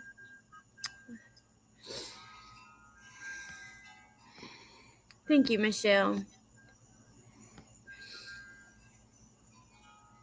Can I get a copy of this script? It's worthy of blooper reel. More. Yeah. They're saying keep going. Okay. Keep going. Do it all. Do it all. Everybody's saying. All right. We'll keep going for a little bit. Okay. Let's see. Open the panel. We have a who's who. I'm worried about opening the panel and having fights and stuff. I really don't want that. I know there's a lot of people from all sides of YouTube in here, and I want to keep it on topic. That's just the one thing I think, that because this is important. This is, I don't know. I just want to keep it on topic. Okay. Let's see. Feels good about us finding answers. Did you give the girls Oxy in North Carolina too? No, he did not. Never gave them anything. Was it Nicole Kessinger or Jim in North Carolina? Thinks Jim may have been, but not Nicole Kessinger. Who took the covered up doll photo and why? Shanann, just being silly. Why did you Google the Patrician Volcano Sunday? He thought about living there. It's starting to throw me off a little bit. I gotta turn one Oh, on. your time? Yeah. Let's see. How did you know where your family could be found in order to tell law enforcement? Says he had a burner phone that was informed by Jim. Were these people involved? No. Was there a plan to blow up your house that you are aware of? Not that he was aware of. He never would want anyone else to be injured ever. What did you grab from Shanann's Lexus that Monday? Her ring. He put it on in the room later on. He says he was also checking for other stuff like her jeans. And then Peter, can you tell us more about Karen? What do you know or can tell us about Sandy raising her sister's kids? What? Why is that even important? When you drove Bella out to survey early that Monday morning, was anyone else in the truck with the two of you? Just them two. Also, you said you didn't know the plan, so for what reason did you think you were taking her there? Just to keep the kids safe while they were being handled? Didn't know what was going to happen or how anything like that. Expresses grief over Bella and Cece. Is very upset and doesn't know how he let this situation spiral so fast. When he reflects about this, he does think that Shanann and her money issues is part of it. He thinks and wonders if these people knew her or the Ruschek family. He says the reason Frankie acts like he does is because he's bad like his cousin. They all behave badly and think criminal ways is the right way. Chris's parents heard rumors about Shanann's criminal connections, but he always believes them to be false and just spite. Now he wonders if they are mafia. Man, the mafia coming up again. Good. Melissa, hey, Melissa Jade, are you in chat? We're Italian, right? Okay, so we all have special uncles, don't we, guys? No, joking. Special uncles. Oh, it's crazy. Then we have Monday, May 10th. He understands my schedule and missed calls. Focused on the discussion related to Shanann's desk. Believe that Jim and Nicole were trying to collect info from her desk, money records or whatever. Really thinks that everyone was kept alive and it was a hostage situation. Doesn't know why or how things went bad. Believes that Frankie, his girlfriend, was a police officer or something and helped with Shanann at Dirty South. Wishes he knew more about her history before they met. So then he says, can we look into Freemason role with Frederick PD and Dwayne Kessinger? What can we find out about Dirty South? What can we find out about Shanann's first husband? Are abortion records public? Believes Shanann had an abortion with him before Bella. Strongly believes NK was pregnant with his baby.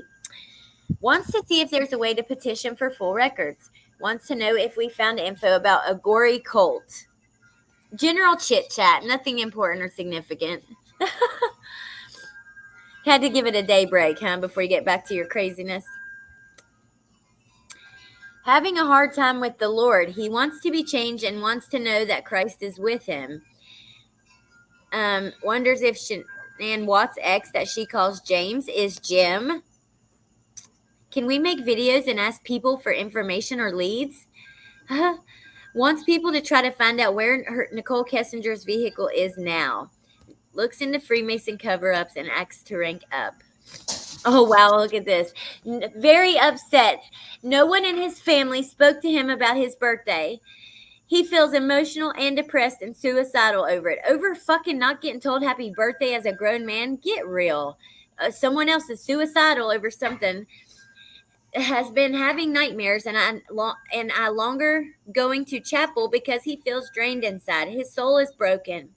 Feels he never knew who his wife was or what his life was. Wonders if he was just a pawn. Says a few months ago, Shanann Watts' first husband wrote him a letter asking him to explain what happened in their marriage, asking him to open up for how much he knew of Shanann's past and business affairs. He didn't write back, but now he wants to. Wants to know if we can help look into him first. NK and Jim had a long-term relationship. Let's see. Pi is trying to talk to him again. The PI is trying to talk to him again. wants to know what happened to Shanann Watts' first house. Jeez Louise. The plan was divided. Cody and Jim wanted to take Shanann and the girls to the site and blow up the tanks. He, Cody, figured that Anadarko would have to be held liable. Chris doesn't know how this plan was supposed to work. Troy believed that the best would have been to hold them hostage and make it long enough for some type of accident at the battery. Make it like Anadarko would have had to pay Shanann and possibly Chris money. No deaths, just hostage and money reward situation. Nicole Kessinger was the one who formulated the main plan, which happened. No one could make up their mind. Shanann was a friend. They did talk. Claims they stopped talking when she wanted details about Nicole Kessinger and being at survey. Shannon. Okay, that was the person he was talking to after.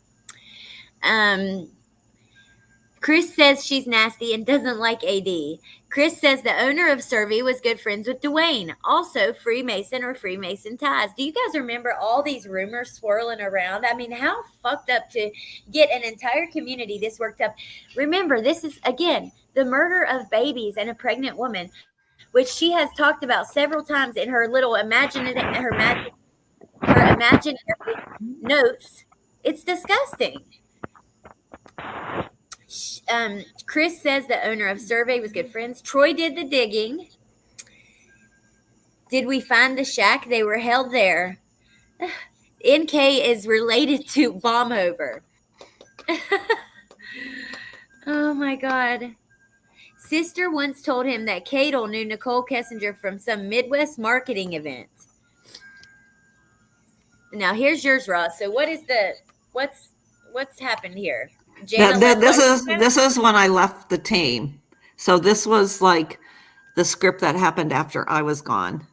It gets worse, guys. So, like when Jenna left, for somehow Heather just got worse and worse with her descriptions, and her fabrications of stuff, and that's what bothered me. I actually still believe she was talking with Chris. I just thought he was the Fruit Loop, and they both are. So now. Oh my gosh, that's just crazy. Yeah, I still believed it when I left the team. Yeah, I believed her. And, yeah. Peach, yes. He's been called out of a lot. And by creators that were close to her. I'm curious, did they believe all this stuff too? I'd like to have an answer from them, but I don't know. Who? Dave, Larry. I think you talking about leave Jim alone? I don't know. Yeah, leave Jim alone. Leave Jim alone. Larry did question Heather, and you will see, like in our group chats, Heather started to not like Larry because Larry was questioning her. And believe it or not, that I think it was a day before I leaked the script, Bubbles and Edie were questioning her, and that we had a group call, and she was upset because Bubbles rang up, called or contacted Heather and said, we're finding some discrepancies, and I don't think Bubbles revealed to her that she was speaking with Cindy Watts, but she was, and she said, we need to look at your phone records because some things don't match. It just happened to be the weird timing that I leaked it to MRB. It was so weird. I actually leaked it to MRB maybe 3 to 4 days before that. I leaked it just, you can see when the call notes end. I think it was a day before or 2 days before. I still had contact in chat with them, with the group. But yeah, it was, they started questioning, and then Heather went to great extents, which we can show later, Ali, the screenshots that she made sure that her phone calls or the phone call list was hard to get. It's called, look, I'm from Australia. It was called FOI. Does that make sense? And FOI? What is that? Well, I'm like FOIA request. Yeah, it's a federal information. FIOA. Okay, Yes. So I think I sent it to your email. You can see that, okay? And she was panicking, and she had a pretend friend called Nick, the lawyer, who she helped graduate, by the way, to advise her on the privacy laws of those phone calls. But we'll touch base on that one, right? Okay, yeah, that's crazy. Oh, I would love for Dave or Larry, which I'm sure you guys are either watching or going to watch, because like the creators, the people involved, you want to know I do. I want to know. Um, I believe some of this. Not that it all came from her, because there was a lot of people with the rumors about her dad, the Freemasonry, all of that. There's a lot of sketchy things, including Nicole Kessinger's own business that she owned and stuff like that shut down like right after. And it was what was it called, Satya Incorporated. It was like a healing type, natural healing type place. So yeah, I believed a lot of it too, not necessarily from her, but I'd love to hear their opinions. I would really like to know now, looking back, because they were essentially used to push this narrative. But what did she get out of this? What's the point to do something like this? Thank you, Dave G. What's the point to do something like this? You know what I mean? Well, I do know Bubbles was concerned. She was, and I know the other side. Look, I'm Amber knows me quite well. I was, prior to meeting Heather, very pro Rusex, and I am pro everyone, pro the Watts, the Rusex, everybody involved in this situation, right?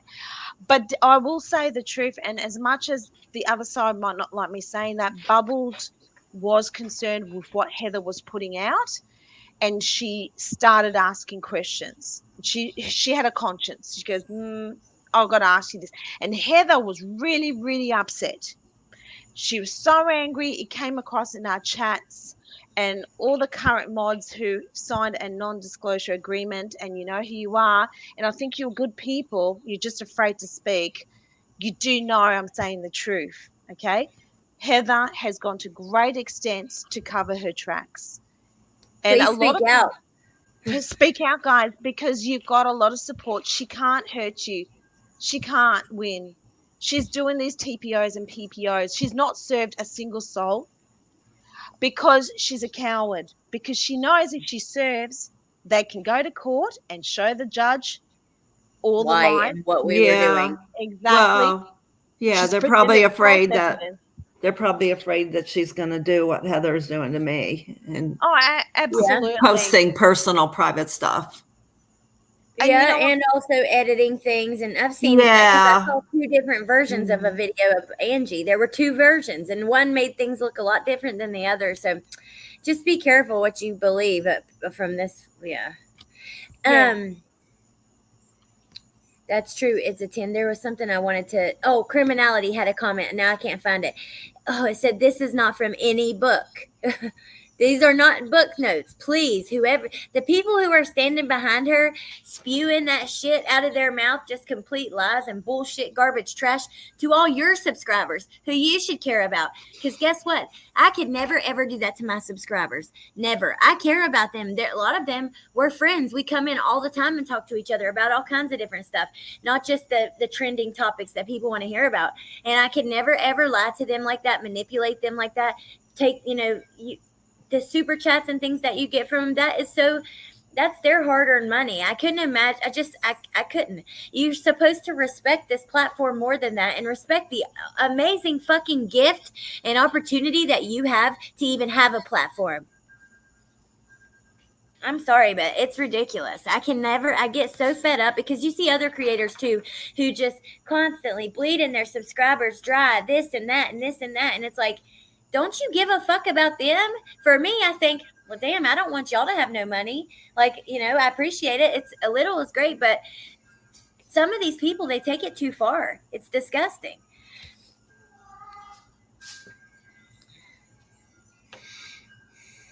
Let's see.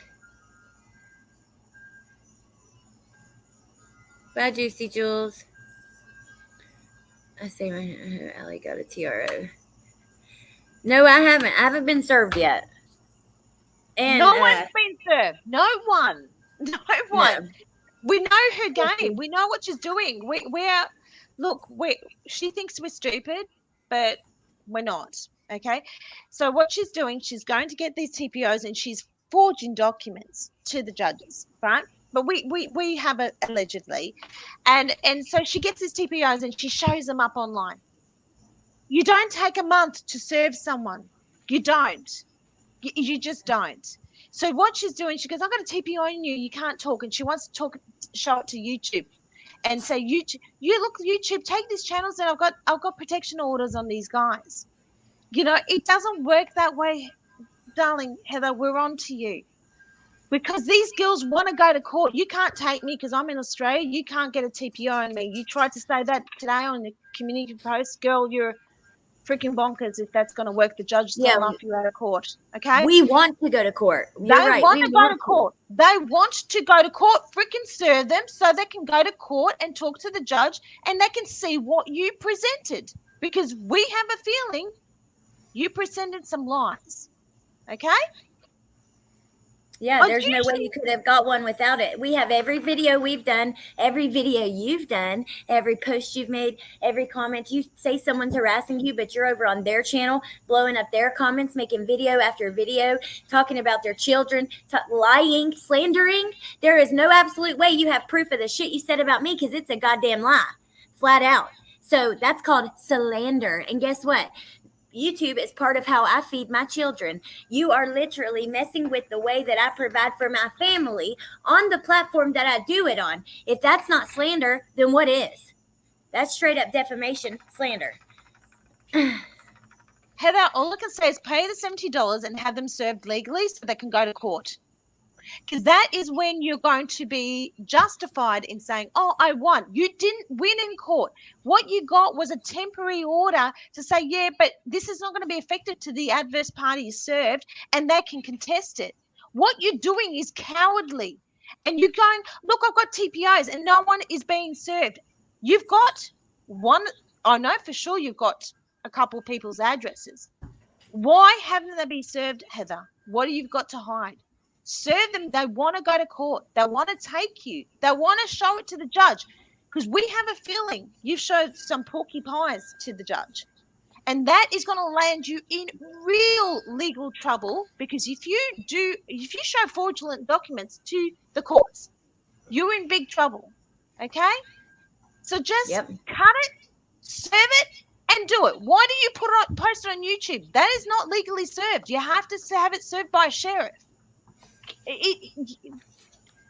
She gets me riled up. And guys, she called me the noble one, which I am. I'm a very kind-hearted person. But when I see this rubbish, I will call you out on this, Heather. And don't come for me because you know what? The Australian government takes privacy issues really, really strict. And they know they've got your URLs that you tried to commit identity theft against me on YouTube. So good luck with that. And good luck trying to get a TPO on an Aussie. Because they're just going to laugh you out of court, girl. That's it. All right. I'm angry. All right. No, that's okay. We get on our soapboxes over here because this is bullshit. But we have called the court. Glitter, I called today, but they closed at 3, the place I was calling. But I've called with Amanda. We've sat on there forever. We had a lady check the numbers because she actually did once show it with the numbers. She's since redacted it. And the woman's like, this number does not look like our numbers usually do. She's like, these are, because they're, TPOs they're sealed. They're not the same as like a regular public record. So she's like still trying to look. She's not for certain, but she's like, it doesn't look right to me. Something isn't right here. Regardless, it's been almost a month. Amanda's not been served. So it means nothing. It means literally nothing, but we want to go to court. Do you understand the binders, the Excel sheet, the Excel documents that we have? Do you know what my Google Drive looks like?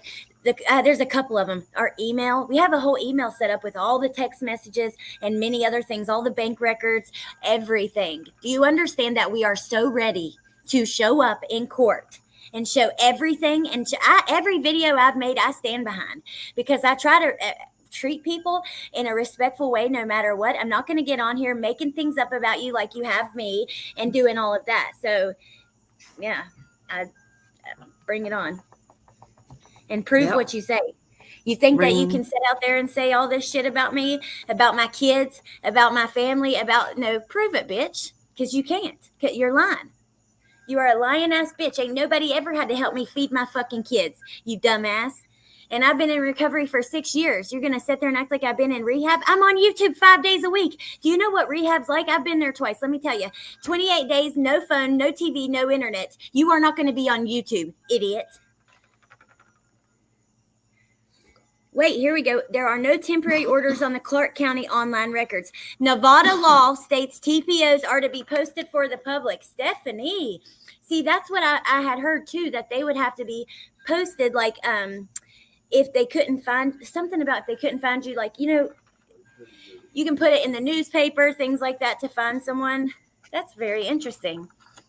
Imagine if those are fake. Can you imagine the trouble? Mm-mm-mm. That's what I'm saying. That's why I believe she's doing this on purpose, getting these TPOs, because we heard a recording, but because for Amanda, the recording actually didn't state he actually granted or approved it. The recording said, you got to come back in 30 days and show me proof of service and more evidence, which is ending this week, I think, on the 9th or the 8th. And there's been no proof of service. So what we're trying to tell you guys is this girl we believe that she is trying to fool you all, saying, I've got TPOs. Yeah, she's got the paperwork, but if the cops search the number, they go, well, it's invalid because it wasn't activated. It wasn't enforced. Do you see what I mean? Like, it's just because I've known her for a while and I know what she does. And I'm like, yeah, I know. She does the same stuff with every single person she has a beef with ever since I met her. She threatens court. She threatens PPOs, attorneys. It's all she does. Threatens and humiliates and fakes up documents. I've seen them. Thank you, Steph. I'm checking that right now if it will go. Wait, it's loading. Not secure, it says. Come on now. Thank you so much. I love you. Support with Steffa. I don't know why we got to do all this other stuff in here, though. This is like...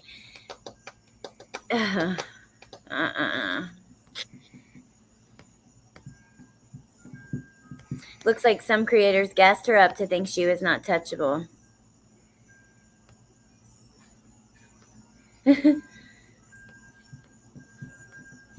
Oh my God. Yes, TPOs are public records. Try this link. Okay, it's loading now. Let's see.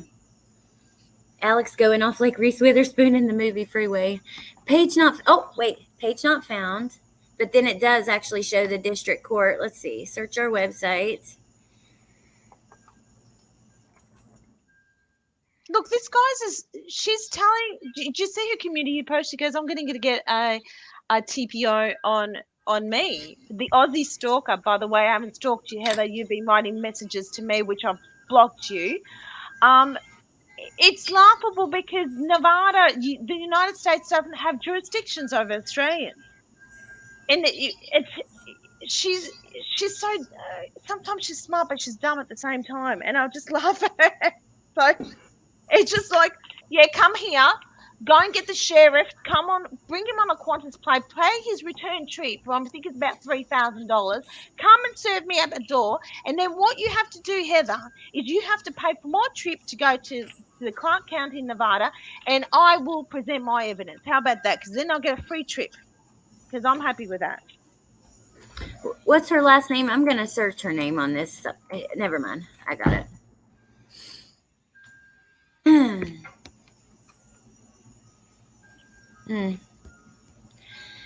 I can't find anything either right now, but it's that you can put the case number in. I'll play with that after we get done over here.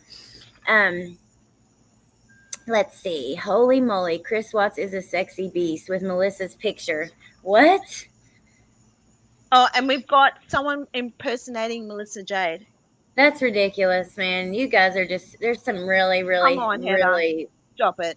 Melissa Jade Shanann Watts is oh my God, you guys are disgusting. Whoever's doing that, there's some sick fucking childish ass, stupid ass bitches in here. I'm sick and tired of this. Yeah, I really am. I am so sick. Oh, you guys, let's just keep reading for a minute because I really have to keep myself from going totally, completely smack the fuck off. Go sit down, little Danny. So but it's good. But you know what, guys? You're seeing what we've experienced. Okay, so this is what she does, and she does things to make you look crazy. She'll stalk you on Instagram. She'll stalk you here, and if you speak up, oh, so and so is crazy. So and so is crazy. Now you're seeing who the real crazy one is. Oh my God. It's just so, I don't know why people have to be so shady, why there always has to be the lies and the bullshit and the games. And I don't get it. It's like, do you know how much more peaceful life is without all the craziness? We're going to read for a little bit and then see. Oh, he says it's okay to share whatever info is needed or necessary. Oh, I bet you he does. He wants you to share it, huh, Miss Heather? Yeah, and then Heather was telling us that Chris was wanting it to come out real slowly. Share it between Larry, Dave, and AD, but do it really slowly. Remember that, Ross? Oh yeah, and she got upset, I think, because AD sometimes, I think he did go a little bit ahead, and what Heather gave him, he went too fast on it, and she didn't like it. She was the ringleader. So MRB, when I leaked it to MRB was going off on AD, and I said, well, look, yeah, okay, he's complacent in it, but I'm going to tell you who the ringleader is. It's Heather. Okay, she's the one bringing out this rubbish. And I do know for a fact that Bubbles was starting to get a little bit worried. So, I'm trying to be fair on both sides. I see on both sides, and I'm like, yeah, I can see that side and that side.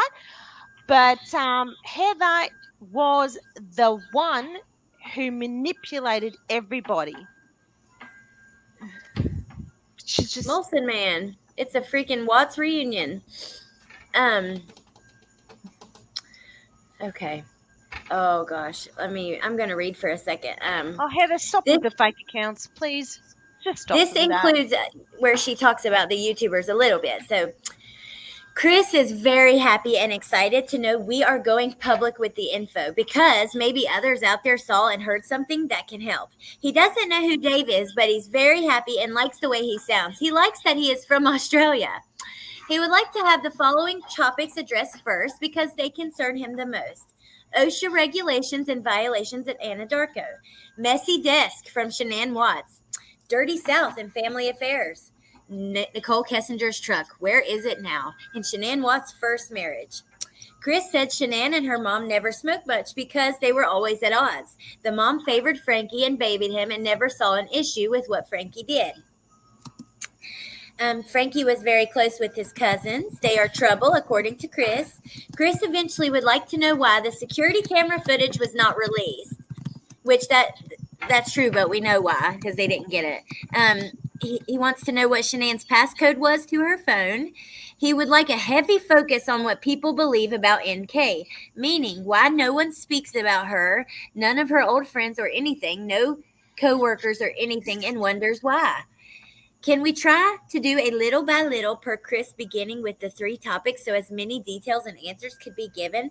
He strongly believes Freemasons helped. He believes Anadarko sponsored many community things, including the local Freemason chapter. They did in 2018. They did a recruiting thing at Anadarko. Why and who allowed this? He doesn't know who harmed the girls. He just knows he did not. Lana is talking to his dad. Lana sometimes talks to his dad. He found out that Lana and KK are talking a bit behind the scenes and trying to turn people against one another. Something to do with nude pics. He thinks it's very annoying. What the hell? Lana has been asking. Allie, we've got the mods asking to do members only because we're getting a lot of fake spam accounts from you know who. What do you think? Hold on, let's see. But then it doesn't give. I'll do subscribe. Hold on. Yeah, then we kind of do want an open panel for people as well. So we want to be transparent, but you've got some idiot, and we know who it is.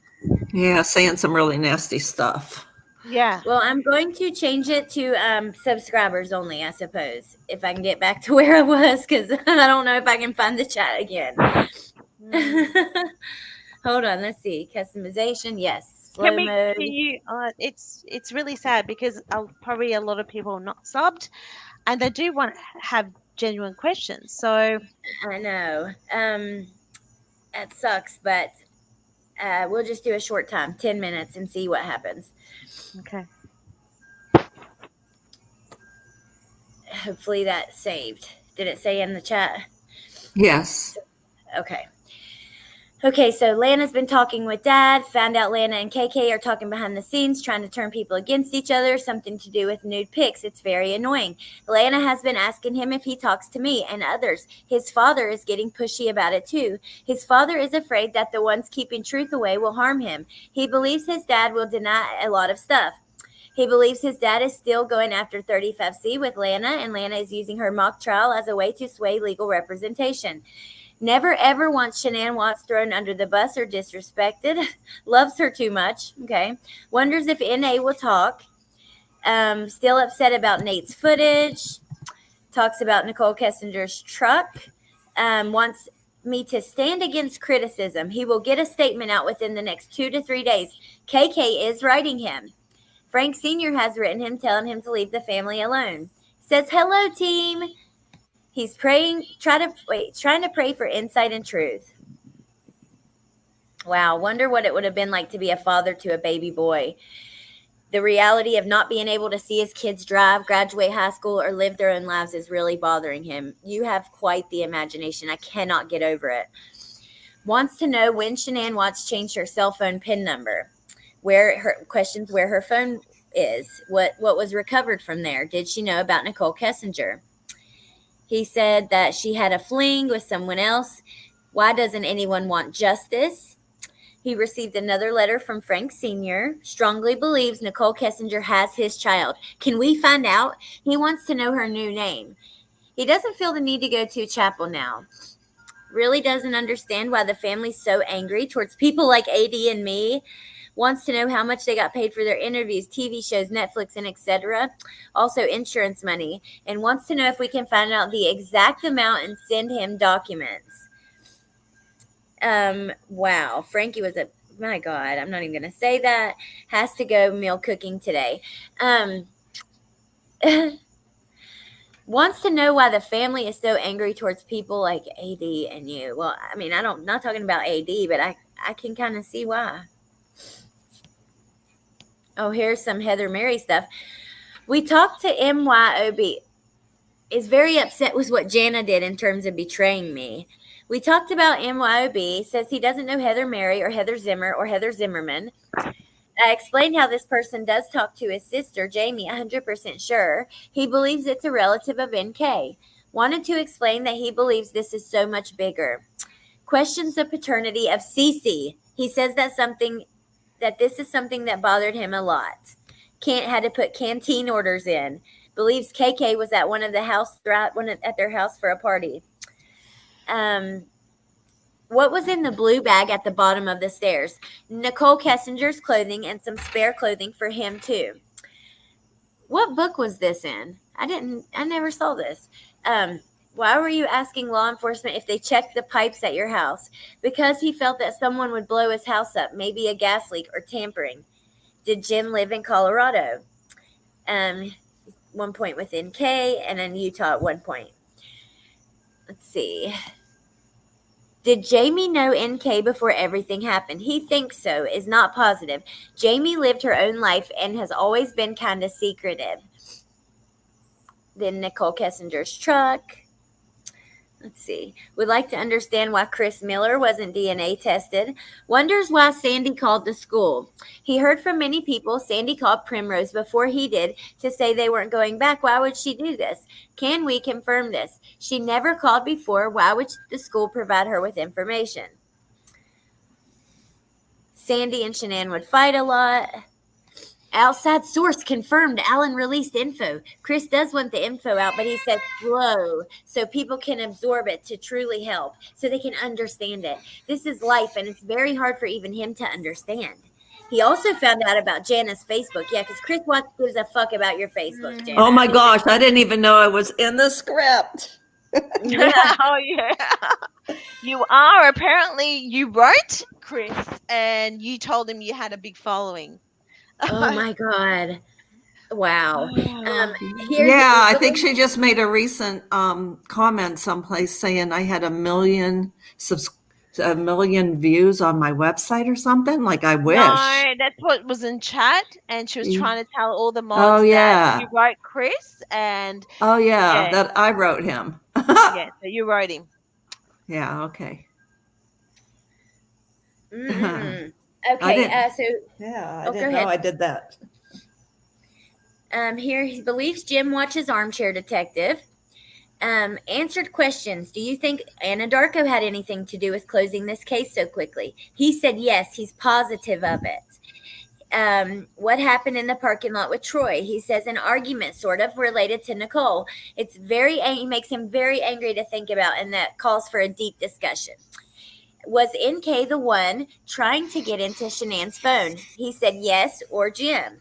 Was the sheet tied to and the bottom? The sheet that Shanann was in. This is the shit she's making up about this is a real woman who was murdered by this piece of shit.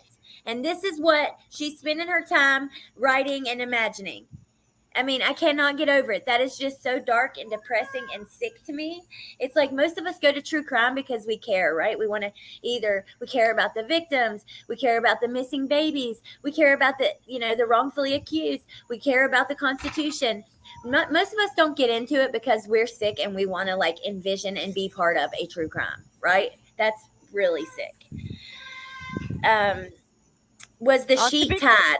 I'm going to be clear. I think this is what the mods were asked by Heather. She asked us to ask questions. Yes. Right. And Yeah, I think the sheet tied was me. That was me. It was you? Yeah, I think it was me. Yeah. Yeah, that but was you me. believe that it was really him. She's just making the Yeah, shit I up. believe That's it what was you think him. about it. I would believe Yeah. it was him. Yeah. You're trying to ask real questions. She's just making this sick shit up off the top of her head. Mhm.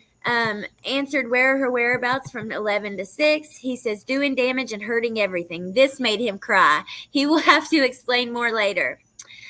Answered, is her stepmom related to Buck? I don't know, maybe. Strong ties with a lot of politicians, Freemasons, and blah, blah, blah. We need to investigate. Answered, you said Cece was hurt. What do you mean? Not right anymore. Something with her way of functioning. Jesus. Answered, why did you plead guilty so quickly? When you lose everything at the hands of someone else, you know you're next, or whatever you have left is next. This reality is a nightmare, and no one believes you, and no one helps. Says that he doesn't think all the police interrogation is there. I asked him why. He said something his dad mentioned that was said in the room, and no one ever saw it being released public. Who manages the house, and why did the R family sue? He saw Chrissy is going to be on Lifetime. He's very upset with Dylan. Opened up about discussions with Dylan. He says he doesn't like David told people Dylan and him had sex or were lovers. Chris said he is upset and claims that Dylan and David have issues.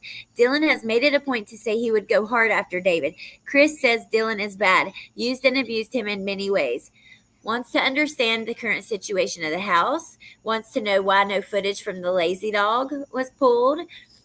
Can we confirm Shanann was late? Wants to know all he can about Nicole Kessinger. Very bothered and wonders how much of this is about him, how much is about Shanann and her family. He knows that Sandy's family is full of criminals, and he just thinks more and more he may have married a criminal family. He thinks Shanann wanted to be straight-laced but was already in too deep. When asked about his $10,000 401k and where it went, he says he doesn't know for sure. Shanann claimed it went to the house and HOA fees, but he knows now it didn't. Wow. Let me check on chat. Do you want to, Can you share what I just put up yes. for a second? Oh, Nadie, thank you so much. I love you. Thank you. Okay, I just wanted to show how this was Heather in our team chat, asking us for questions to ask Chris. And then we would give her questions and she would come back and give us Chris's answers. Oh my God. That's crazy. And it is so detailed. No wonder people believed it. Amanda, do you remember me telling you that she was full of it? And Amanda's like, no, she's not. I'm telling you, she's got way too much info. She knows way too much. I'm like, I don't know. I don't, something feels weird. How could she sleep at night?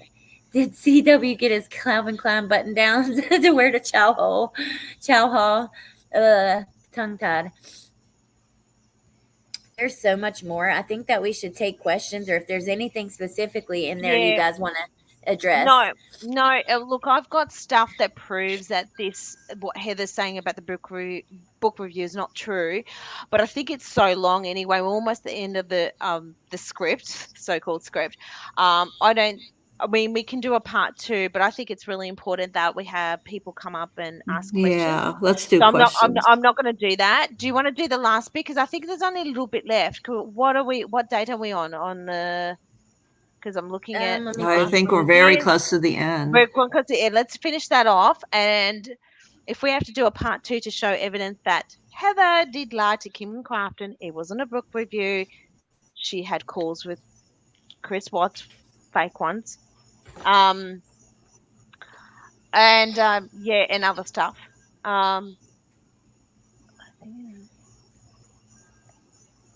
If you're almost to the end, I'd finish it. Yeah, that's what we'll do. Yeah, almost. She wasn't on the visitor list to talk to him. Hey, how did she explain that away?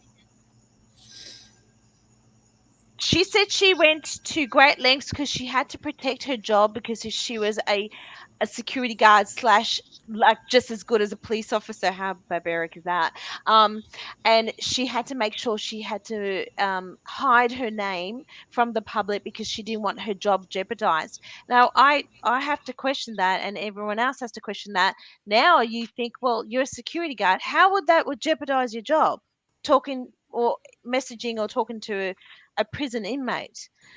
But she was really worried. She kept saying that she went to great lengths. She actually did she did something to hide her name and to make sure no one could find out that she was talking to Chris.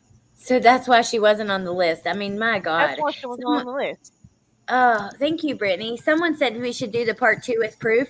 And I'll tell you, in that one, we can go through all the texts where she mentions Mark the lawyer, and you guys are going to, you think, oh my God. It's like every day I find something that I'm just like, whoa, this is insane. The deeper you dig, the crazier it gets. And did she have accomplice? Let's do it. I think so. How could she not? She was being so many people. I have messages. When we got all of Angie's messages, there was like 7 or 8 total different people that had contacted her through Heather, through these text app numbers. It was like Jamie Watts, Chris Watts, Heather. There was maybe a pastor. There were different people who did not say who they were through these text now numbers. And think about it. If you're texting as Chris, Heather, and Jamie all day long to Angie and Miranda, or unless Miranda knows, like the story has changed, the truth doesn't change, by the way. It doesn't change like 3 days later, the whole story. If it's the truth, it's just the truth, okay? But, yeah, it's pretty crazy. There's no way she could have had time to do that by herself, right? All of it? Well, look, the lady sent me like a 3-page text message, 2 a.m. my time. I don't know what time it was in Vegas. Doing codes in between the messages. This girl's got no life. Like, I'm sitting there fixing self. Even if you're at work, who has the time to do this? Yeah, Jana,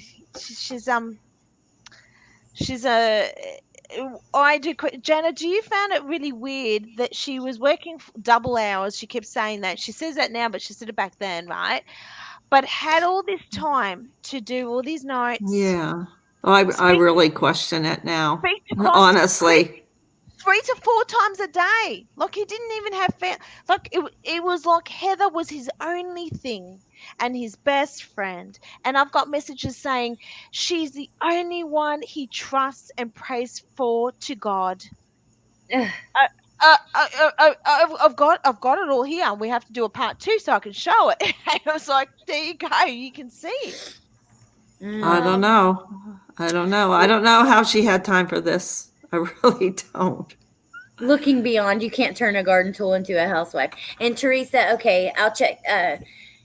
I'm probably going to call you actually after this if you're available. Oh, you have a live, don't you? Wait. Does Teresa have a live? Because I don't want to go over any of my friends' So I lives thought she either. I didn't don't have a like to job. do No, that. I do believe she had a job because she would also FaceTime in her uniform at work. I do believe she does Yeah. work. No, she does. I'll set that straight. She does.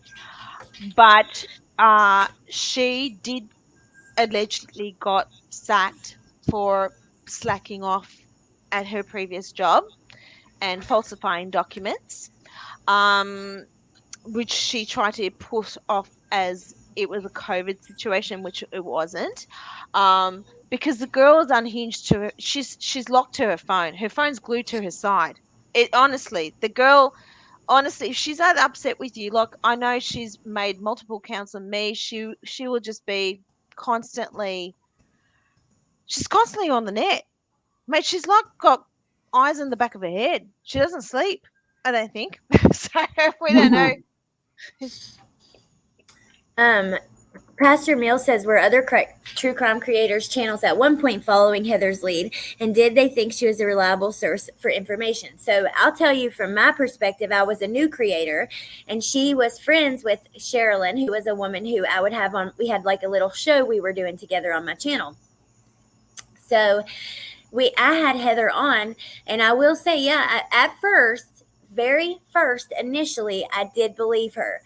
Because she was very soft-spoken. I don't know, I just did. I will say, though, I very quickly started to see things that made me go, like when there was a creator who called her out and said that she was lying about it. People were asking her to show her phone records. She had all these excuses. There was always all this drama surrounded it. It was like, I don't know. I then started to see that and not believe her. But even I had her on my channel, you guys. You can go back and see. And I was very kind to her. And I thought, like, I didn't know her very well, but I thought she was a good girl. This is before her cam slip and everything. You know, she reminded me of that girl from Me, Myself, and Irene. Her voice, she sounds a lot like her. So I pictured like this little sweet little girl. And yeah. I will definitely be done by 10. We'll finish the script real fast. And then if we have to. Now. Yeah. Okay. Hey, Raina. And if we have to, we can do questions on our part 2 if you want. Like, that way people could have time to think. I mean, if they have them now too, but we can do them then as well. Okay. Let me go back to. I don't want to. Teresa has a live at 10, and I don't want to go over that. Okay. Called while I was finishing my break at work. Discussed everything so far. Wants to know what's come of Anthony Brown. Wants to know, please, where current people, ex-coworkers and ex-friends are at now. Wow, she wanted y'all to dig on his friends and stuff. Crazy. Suggests my channel does some looking into various cases of setup corruption or law enforcement corruption. Also wants to focus on a tour of Where's Where in Frederick. Thanks, Terry will be useful for this. Request and or suggest 1, visit Shining Lotus store in Denver, where he and NK went a lot. And 2, put sage in the backyard of his house. Mm-hmm. Thinks traffic cameras should have information. I mean, what the? Wants to know, do we happen to know about the stuff Shanann Watts' parents have and sold, where they sold it, or a storage? Who has what? Where is it? Can we find out how much Netflix made? How much the R Family got? Says he should have gone to the game. Holy shit. You know that freaking person that has the name should have gone to the game, Chris? Look, says he should have gone to the game. Do we know again anything about Shanann Watts' fight? Focuses on her underwear. She would usually go to bed without underwear, didn't wear things while pregnant, was thinking about this today. Can we do a test to see how long it would take to dig a hole the size of the hole she was found in, or same or similar dirt? Were insects or plants found with her? He's not talking with anyone on YouTube, just me and indirectly Dave in Armchair. He's in a good mood. He says he's had many people write him. He believes Cadel is telling people things about him. He's bothered by her. Says that he thinks he knows who Cher is because there's a guy who calls himself Prairie Boy who writes him claiming to know Stephen Avery. Likes to listen to a few songs. One song makes him think about the whole situation is One Thing by Finger 11 and Hoobastank the Reason. He's been trying to associate music to his life. Mad Hatter. NK read the energy codes. He says maybe we can read and figure it out. Wants to know who found the shadow video and how. Can we explain it step by step? Wishes people would look at what the kids ate. Did the autopsy not confirm Shanann Watts' scar? Hello, team. Hope you're blessed. Terry wanted an update on her going to the house. Sage in the background, an origami heart. Tells mom he wishes he could see her thumbnails in the video. Shared that he has Kim G helping share support and truth. He wants people to know neither him or Shanann killed the girls. He dreamt he was released. Terry, mom, and I were there. Oh, you were there when he was released? You're dreaming, girl. My God. Aussie guy and British guy there thinks this is Dave and Alan. Believes Sandy's out to get him. Believe our family paid by Anadarko. He died a free man with a clear name. Astral visit to Terry and mom's house. Terry steps mom's couch. Feels very connected to the team. Very grateful. Concerns about mom. She's not eating right. Thinks he could be diabetic. Wanted us to have puka shells as a symbol of connection. Sad and cried about girls. Lots of talk about the team. Beginning sex therapy and sex addiction. What the hell? I know. Now that we're out of it, we've got to believe Janet. I feel like an idiot. Oh my Lord. It was so like just the way, oh my God, just the way it was written. Oh my Lord. Okay. Whew. Chris is livid about the recording. He is so mad. He's not mad that something about what happened is being put out there, but he's mad because she recorded him without his knowledge. He feels worthless, and as though no one trusts him. So you get recorded and that makes you feel worthless? My God, the dramatics, girl. I mean, we're still seeing the dramatics play out, right? Everything is, the worst of the worst. And I can't. I just cannot with the, I reassured him that he can trust me. He says he's mad because he knew this was something he wanted me to do with him and talk about. He feels he's been manipulated. She's been manipulated. He wonders if Kim G knows MYOB, if she knows NK. Now he's questioning everyone. Chris says that he thinks he was recorded the day that the 35C was canceled. Now he is in fear that he will either be brought back to Colorado or Epsteined. He wants us to go hard and as fast as ever. Put it all out so we can support Dave and get attention. Then maybe it will bring change and justice. He says his love is a worthless mess anyway, and at the very least he can at least start know people new. He likes the spirit box idea. He's a big believer in that too. The dead communicates. He thinks it's time for a change. He's very emotional and upset. Second call. He's thankful for the team. Oh my God, more about Dirty South. One thing that KK was always telling him is that AD is a threat. He's aware of this shadow from the garage. NK brought this to his attention. He wants Unmurdered to focus on the drugs and lifestyle that NK had, her culture, so to speak. Chris says he loves everyone and thanks you all for supporting him. It's very meaningful to him, and he hopes the truth can be seen. Is that a damn book report? Does this sound like a book report? He's giving messages to the team. I hope y'all are watching. I don't know what kind of freaking shit you'll twist and turn this into. Lord have mercy. God only knows what the accusations will be tomorrow. We made all this shit up. I mean, God only knows. I don't know. He continued to have nightmares again about Sandy shooting him. He wants G to make a spell on her, to have empathy and forgiveness in her heart instead of greed. Also, throw Cadel in there too because of greed. So wait a minute. I thought all this magic talk was just crazy nonsense. And oh my God. Explain that, Heather. Gigi, since you love to come over here and run your mouth. I mean, there's like Gigi, Heather, and a couple alts, like Gigi and Heather. There are other accounts. Explain that. This is why probably where some of the spell stuff comes from. Also, the books that you wanted ordered and all those different things. There's the sage in the backyard. I mean, isn't it funny though? She's talking like this to you guys, and at the very exact same damn time, she's praying with Angie. Yep. Look here. Chris is ready. He says he's ready. He says, be prepared. Lana is going to go crazy. Lana has been after his family badly. She is determined to file this 35C. Chris spoke to his dad. His dad is very upset and stressed. Lana has been telling his dad how Natasha and Mandy and Melissa and other girls, he listed a lot of girls who are going after him.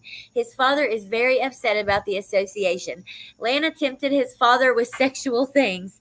Chris asked, oh my God. Chris asked me things and whatnot about Lana and this situation. Gave him brief overview, and he says his family is stuck, unable to get away from her. And then this is KK's playbook. Chris says that Dave and Alan need to be cautious of Lana. He thinks Lana will come after them because she is also very much afraid and intimidated by men. What the fuck? Oh, dear Lord. Chris, Oh, my dear. I mean, come on. The imagination. You should write books or something like fiction. Chris says he is ready. He says, let's do this. He says Alan needs to be ready with the explanation points, like so excited, ready to talk and be informed that he knows for a fact Shanann Watts' past is not good and is related to this. Chris received 7 letters from David. 3 were just David rambling about nonsense. 2 letters from Larry, who he thinks has the same handwriting as someone named Tom Greenland, claiming to be a lawyer. His mood is not good. He's very upset. He's crying bad. He's betrayed and heartbroken. He says he doesn't know who to trust anymore. He feels hurt bad inside. He says Kimberly G is a user and abuser. He thinks, looking at it now, that she is very much associated still with KK and Lana, and he is sure Lana is controlling this from behind the scenes. He just knows it's going to go bad. Lana was taunting his father about big news tomorrow, laughing. Chris is very upset about this. He feels so upset. He just can't get over this. He's going over ideas about who is behind this and why. He doesn't want to have me lost as a He doesn't want to have me lost as a friend, and worries that. Wait, haven't you bragged about how educated you are? He doesn't want to have me lost as a friend, and worries that someone will keep me from being his friend or change our opinion of him and how stupid I am. Even though I've been to college a couple times, I just haven't finished, but I've done a few years. But damn, I can definitely speak better than that. The R family, he knows for sure, is working with Sony Pictures for another Netflix movie. He feels so upset about this.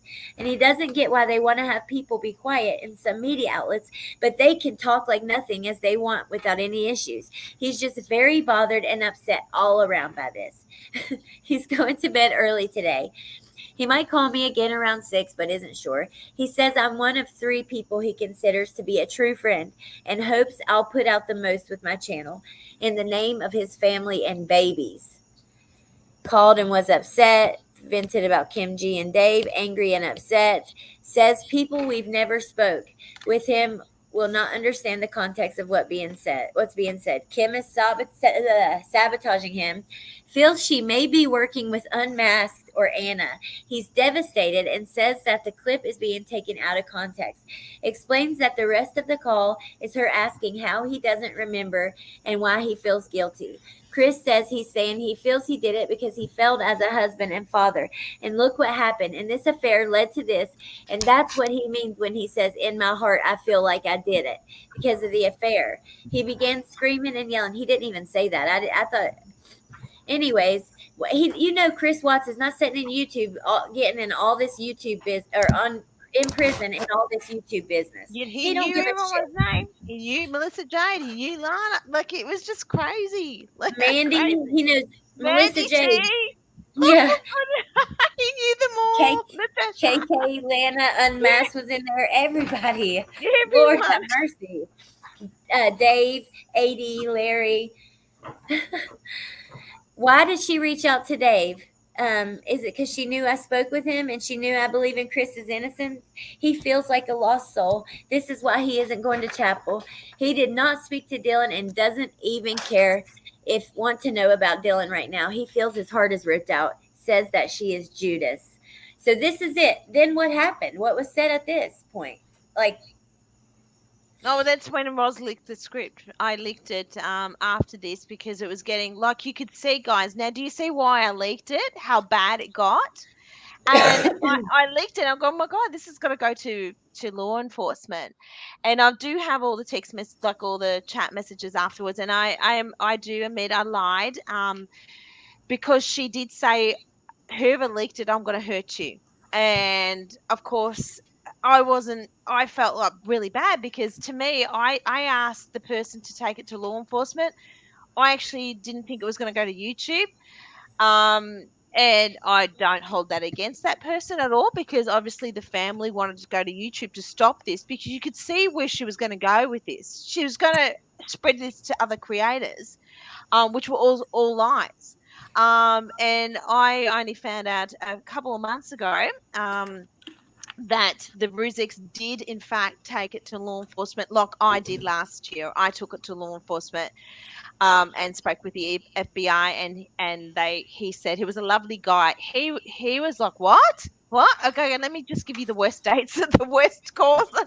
And I said, can you please check with Dodge? And he said, I can tell you 100% these calls didn't happen, that your friend's lying to you. It's not the other way around. He said the inmate wouldn't have been allowed to say these calls, like say what he was saying in these calls.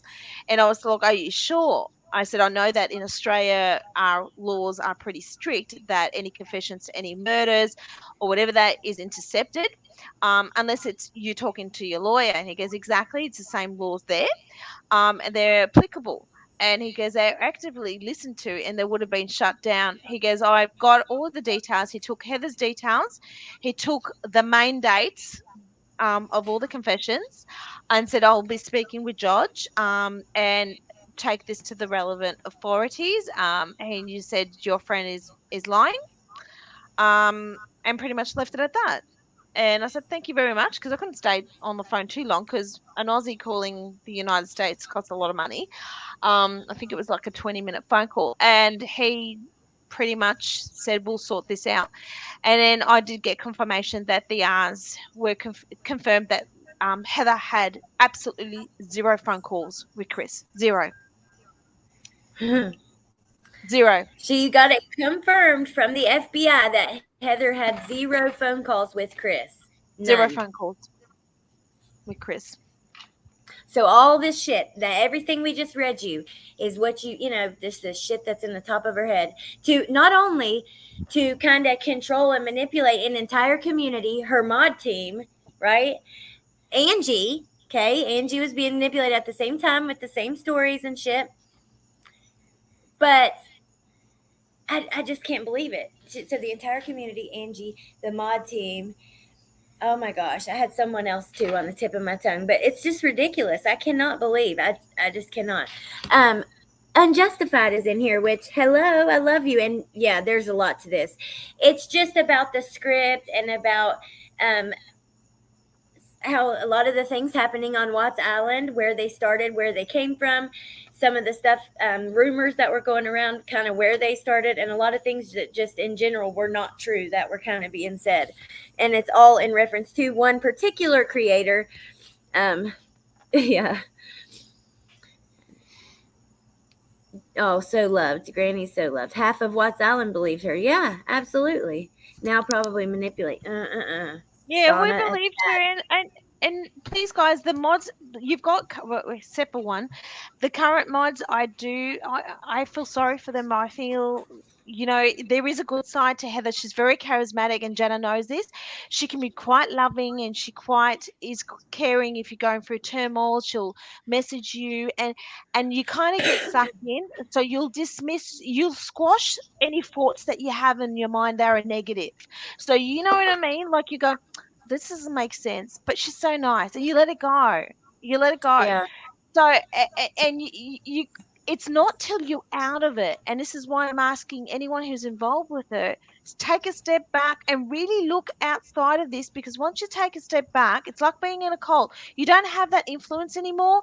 And you go, freaking hell, did I actually believe this? Because my friend Amber, when I told her after I leaked it to MRB and I was a bit, oh my God, that went to YouTube. She goes, Roz, how did you believe this rubbish? I go, I know, now I feel like an idiot. I really do. I feel like an idiot. I go, now that I've stepped away, I go, but when you're in it, you don't see it clearly.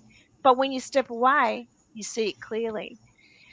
And you've got to understand with the situation with Angie, it's the same thing. She's involved with Heather. Yep. She's got sucked in by her. She's very good with her words. And I had to convince her. I had to convince her, that she was being scammed, because she was telling me, called Dodge today. Chris still hasn't gotten out. The whole time she's thinking that, her daughter is waiting on Chris. She's bought them a place because he had to have this place and all this money. It's all part of this huge scam, but she's really believing it still. And that was a real process to go through and get to the point where we are now, to start going through the financial stuff, going through the text messages, linking things together. It's been a lot. It really has. I would never have brought this to my channel, you guys, had I not known when I did the first video. I had looked at this for months. I had listened to recordings, emails, PayPals, this and that. But then when I came back, I had looked at 10 times the stuff. I would never bring just petty, stupid shit on here, because for me personally, I like my peace of mind. It's worth a lot. So I like to lay down at the end of the day, just chill out, feel good, relax, not deal with the stress and stupid shit. I'm not going to do that with my life. I've had a very hectic and chaotic first years of my life. And I had a hard life, So now I just want peace. But some stuff is important, and it's really worth fighting for and standing and using your voice for, right? And then when they try to silence you. Yeah, and using the blackmail against you. And I feel that maybe those who are currently involved with her are really afraid. They must have a niggly feeling and go, just that doesn't make sense. That doesn't make sense. And are so scared to speak out, because she's mentioned it many times. I got dirt on you. I remember even her mother saying that to someone who's actually quite dedicated to her right now, threatening her, saying, well, we know what you're doing right now. And, what if you want that out? And that's what I'm saying. It is sick. It's blackmail. And the thing is, the more that come out, the more we stand together quite strong, and we can speak out against this. And everyone else has been threatened. Know that you have a support system now, and that she's no longer that she was credible. Like you thought she was credible. She's losing credibility. So there's strength in numbers. Come out. We will support you. Me, Jenna, and Ali, and Amanda, we've put ourselves on the line. And she is coming hard for us. Trust this. But we have got a strong backbone. I'm smart. I know. I've pre-warned my employer. He knew from last year anyway. He said she was freaking nuts. And, she's threatened my work and so forth, because I work for a government department. But, guys, the government department, the idiot doesn't know, they're the ones who helped me contact the US embassy in Canberra, which is an Australian capital city, and contact the Colorado FBI. So they know everything. So she can't threaten my work because they know it. They know what she's done. Threatening your work. Yeah. No, they were threatening my work. Yeah, she was threatening my work. Mine too. Oh yeah, being followed and people at her house. There's been so many things that aren't true. You guys, I will not just insert myself into shit. Let me tell you, drama can be like you want to know what's going on, but it's never really fun to like be in the middle of it. Well, for me anyways, I just don't like it. I'd rather just chill. But this just felt so different to me. And the more that she pushes, the more that I want to be vocal. But my brain is going all over the place. Jen Lou's comment, she has said many things that are not true. I don't feel like I've done that at all. I have just tried to present the facts in black and white. I've not tried to bash her. I've not said anything about her family like she has mine or her personal life. And I'm not going to do that. I'm not here to harass her. I don't want anybody to hurt her. I don't want to physically or harm her in any way. I just think that it's only fair that the truth is out there. Don't sit there and say everybody's lying and everybody's crazy and push them to put out the truth that they have on you and then threaten them that they're harassing you just because they're telling the truth. No, if you wouldn't have pushed at me, all of this was just going to go into for legal purposes. But then you publicly had to push because I told Cher what was found in here. Cher's my fucking friend. I'm going to tell her. And so, sorry. You're not going to sit there and do that to me. A lot of people are like, oh, sweet little Alex, always so sweet. Yeah, I might be nice, but damn it, I'm not going to let nobody push me around either. I'm not. Plus, how many more future victims is she going to have? Yes. And how many are still out there that don't even know right now? Oh, I suspect. Thank you. Yeah, I suspect. Thank you, Kennedy. Go ahead, Jen. I'm sorry. No, I was just going to say, I suspect there are others. I'm fairly certain, but I'm only going to put out the facts I can back up. Well, me too. And I told you, like I showed you guys, there's some things online, different reviews and report. If you can look yourselves and see that are questionable, that make you wonder, what else, just make you wonder. Like, I don't want to do that either. I'm not going to step my foot into legal problems, but all this shit is black and white, just the truth. So I'm sick of it being twisted and turned and all these different excuses. The truth doesn't change. You don't one day say, I found out this was happening when she was in Vegas and immediately reported it. And then the next day or 2 days later say, well, this is why I did it all. Well, which one is it? You know what I mean? You keep telling different stories. The truth does not change. The truth is the damn truth. Thank you again, Kennedy. That's really sweet. And that's true. Yeah. The larger the group, the safer you are. And I think you can see that all of us on panel here are not bullying her or harassing her. We're not saying derogatory things, saying she's, where she goes on Kim and Crafton's on her own live, she calls Miranda's mum the R word. She called me crazy, the noble one, and she called Jana a lot of things, Juicy and Amanda.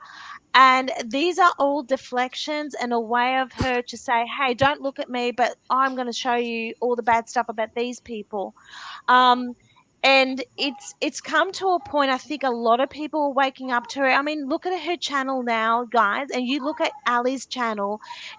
Or any of us on panel, have we been mean or nasty or saying derogatory things about her? We're just exposing the truth, right?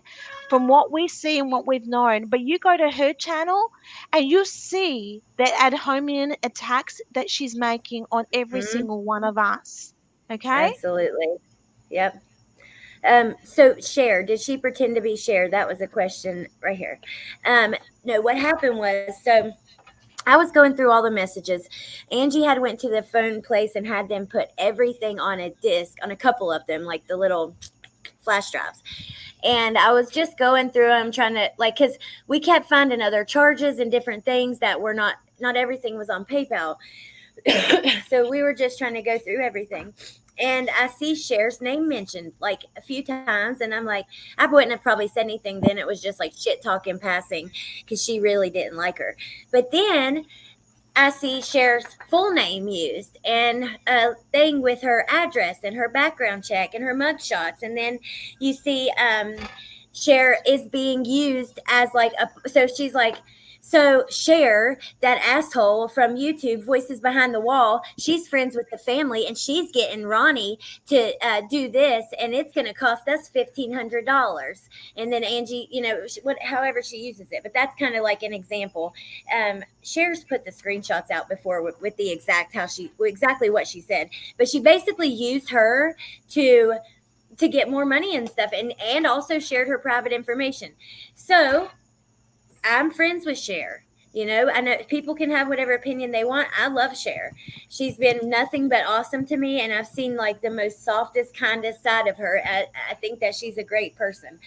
I think if you're friends with somebody and you see something like that, you are going to tell them like instantly. That's what friends do. It wasn't to start shit. It wasn't to do anything on YouTube. I didn't care if Cher said anything because it's her right. But I was going to make sure that she knew. Well, because of that, Heather went crazy on me. Video, post, video. So I said, fine, I'm going to show everything that I got on your ass because you are lying, and you're not going to lie on me like that. And especially when you've taken advantage of everybody. So, and then like the other girls, like what pushed you guys to wanting to like speak out? What was it that was like your final? Because I know like even me, I wanted to at times before. Hell, I did that one video. But what was the thing that like pushed you to the point where you're like, screw it, I'm doing this? Oh, way back now or way back when I left her team? Now, like publicly, this like. Oh, just because it's wrong. It's wrong. And I don't like what she did to the true crime community. And a lot of us just spend so much time trying to figure out all these fake clues and believe in all this stuff. And I don't want their. And then after I learned what was going on with Angie and saw the proof of what was going on with Angie and the accusations and threats, and it's like, hell no, she ain't going to do this to nobody else. She can come after me all she wants. I can back up everything I say. Yeah. And I'm not worried about her, but I don't want it to happen to anybody else. And it's just the right thing to do. Yeah, that's absolutely all for me.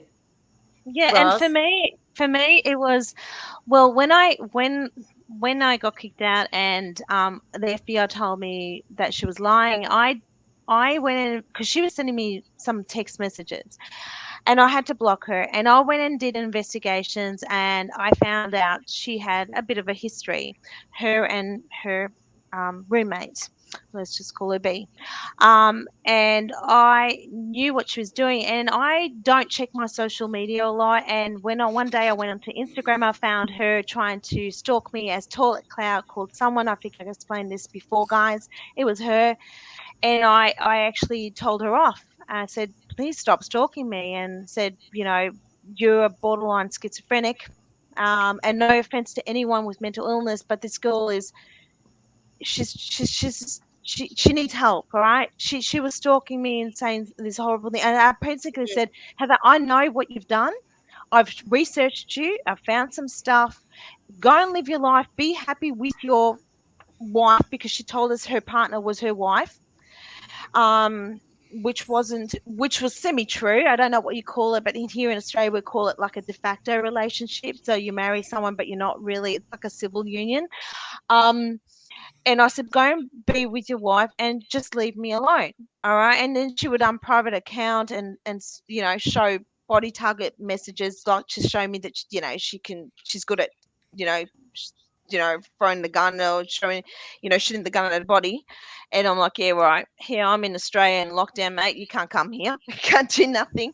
And left it at that. And it was only, I actually had a guilty feeling, and a lot of my friends, if they're on here, hello, they know that I felt bad for leaking the script to MRB, because I always believed, I thought that Heather had a good side. Yeah, she lied, but I didn't think it was going to go to the extent that she was going to go with Angie, right? So I did message her in February and said, listen, because she had left lots of messages for me and I didn't respond back. And I said, look, I do think I owe you an explanation of what I did and why I did it for.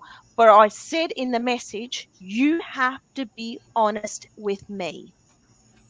Letting her know that I know what she was lying.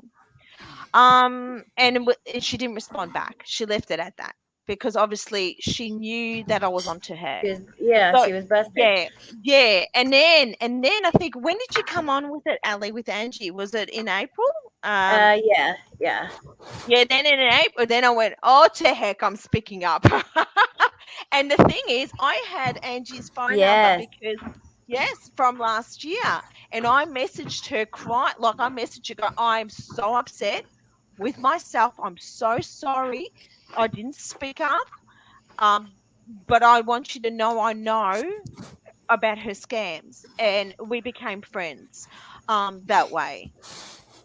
And that was not meant to go to anyone else. Unfortunately, someone abused a relationship and found it out from that person that was speaking with Angie and given her silent support. And then I got the text messages from Heather and the accusations on Kim and Crafton that I was part of exposing this to Cher and all that, which was all a lie, which was not, because she was trying to come up with who went to Cher and told this stuff. It was you, Ali. I got the blame. I got the blame. Yeah. It's like, Yeah. and I got the blame because me and Amber. What the heck? And it's like, you know what? We're speaking in chat, and we go, you know what? I go, guys. I said, I'm happy to take the blame because I know she's going to go hard. And she's going to go hard on you. And she did. She went hard on you, didn't she? Yeah. And when she found out, but anyway, so this is what we're dealing with. A very It's absolutely unstable insane. person. Well, I Insane. know that Teresa is going live tonight, and I want to go over there and support her, and like right now. And we need to do a part 2, and we can go through Mark's stuff. How about let's do an open panel and go through the messages when the attorney has been brought up, since that's been publicly kind of spoken about by her. She kind of said there was no Mark Garagos, there was a Mark Garagoski, but no Garagos, so she's admitting that in her scheme she had spelled the name wrong. So I thought that we could go through and look. It's really interesting, and then do the questions because what do you guys think? Yeah, Absolutely. sounds Let's good. do a part 2. When do you want to do it, guys? Should we do it really close to this? Because we want to do it when people have this sort of fresh in their mind and they want to ask questions. And Are you guys free? Like, I'm free after. Okay, so I'm supposed to do something with LFT and Tia on Sunday, I think, and then Monday I'm traveling. But how about Tuesday? Are you guys free Tuesday or next week sometime? it depends on my time because, as you know, I'm down under, so my hours are skewed. But how about you just schedule it, and I'll see what I can do. What does everyone Okay, say? we'll chat about it. We'll talk about the time, and just you guys just look for a post because we'll post about it before. Sounds good. Sounds Okay, good. thank And you guys so much for No. coming and sharing and being so brave and so kind and so wonderful. And Jana, I am so sorry. I know it's so tough, especially for stuff like that to be twisted into something it wasn't, made to look a certain way. I can't stand that about YouTube.